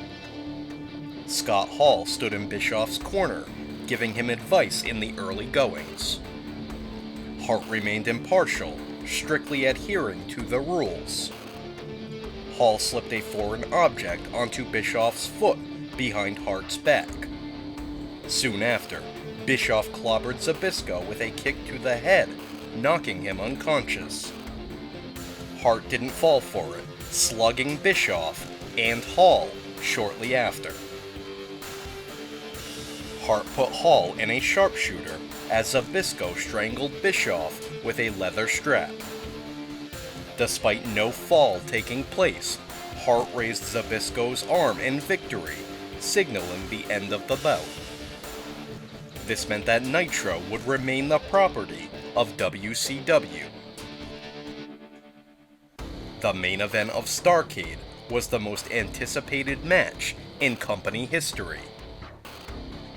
WCW World Heavyweight Champion Hollywood Hogan defended his title against Sting, who was competing for the first time in over a year. In a controversial decision, Nick Patrick was assigned to be the referee for the bout. Sting had a grand entrance, complete with a light show projected on the ceiling and fireworks. Hogan and Sting had an epic stare-down before battling back and forth. With the action spilling to the floor, Hogan clobbered Sting over the back with the infamous black baseball bat. Sting persevered, whipping Hogan against a steel guardrail and attempting a Stinger splash. Hogan moved, with Sting crashing against the steel, chest first. Back in the ring, Hogan hit Sting with a big boot and a leg drop. Nick Patrick dropped to the mat and made the 3 count at a questionable speed. Bret Hart prevented David Penzer from ringing the bell and knocked out Patrick. Hart rolled Hogan back into the ring and signaled to restart the match. Sting hit a huge Stinger splash on Hogan, which brought out members of the NWO. After fighting them off, Sting hit another Stinger splash on Hogan before cinching in a Scorpion Deathlock. Hart signaled for the bell as Hogan screamed in submission. Sting was declared the new WCW World Heavyweight Champion. The locker room emptied, filling the ring to congratulate the new champion. Sting held the championship high in the air as the show came to a close. The final Monday Nitro of the year took place on December 29th and saw Mean Gene interview Bret Hart. Hart said that justice prevailed at Starrcade. He continued, calling the NWO scum, reminding him of the scum he left behind. Hart added that he looked forward to having great matches in front of the WCW fans. He added that he's going to prove that he's the best there is, was, and ever will be. Hart closed, saying that Hollywood Hogan ran away from him in the past, but he can't run or hide anymore. Later, Mean Gene interviewed the Nature Boy Ric Flair, who said he took umbrage with the fact that Bret Hart hasn't mentioned his name yet. He took out an article from the Baltimore Times and read a quote from Dave Meltzer that said that Ric Flair is the greatest in the history of the sport. Hollywood Hogan and Eric Bischoff came to the ring, complaining that Nick Patrick was the assigned official for the bout last night, even airing the footage of J.J. Dillon announcing it so. Hogan doesn't understand how WCW and J.J. Dillon allowed the events to occur last night. Later, Mean Gene interviewed J.J. Dillon, who proudly said that Sting is the champion and the decision stands. Dillon announced that Sting would put the title on the line in the main event against Hollywood Hogan. Booker T defeated the Disco Inferno to become the new WCW World Television Champion. Ultimo Dragon defeated Eddie Guerrero with a Dragon Sleeper to become the new WCW Cruiserweight Champion. Kurt Hennig battled Chris Jericho, defeating him with a Fisherman Suplex. Meanwhile, Jericho snapped, shoving David Penzer out of his seat and striking the ring post with a steel chair. In the main event, the WCW World Heavyweight Champion Sting defended his title against Hollywood Hogan. Hogan was vicious from the start, pummeling Sting with the championship and choking him for good measure. But Sting battled back, hitting a Stinger splash on Hogan. Sting charged across the ring for a second Stinger splash, but Hogan pulled referee Randy Anderson in the way. That was the last scene we saw in 1997, as the show went off the air before the conclusion of the match. Would the NWO still run roughshod on WCW in the new year? Find out next time as we continue our WCW arc here on Squared Circle History and cover World Championship Wrestling in 1998. If you'd like to support the show, please like, share, and subscribe. You can follow us on Instagram at squared.circle.history. You can also purchase Squared Circle History and Pro Wrestling Rushmore merchandise at Pro Wrestling Tees. Thank you for listening, and keep dropping elbows.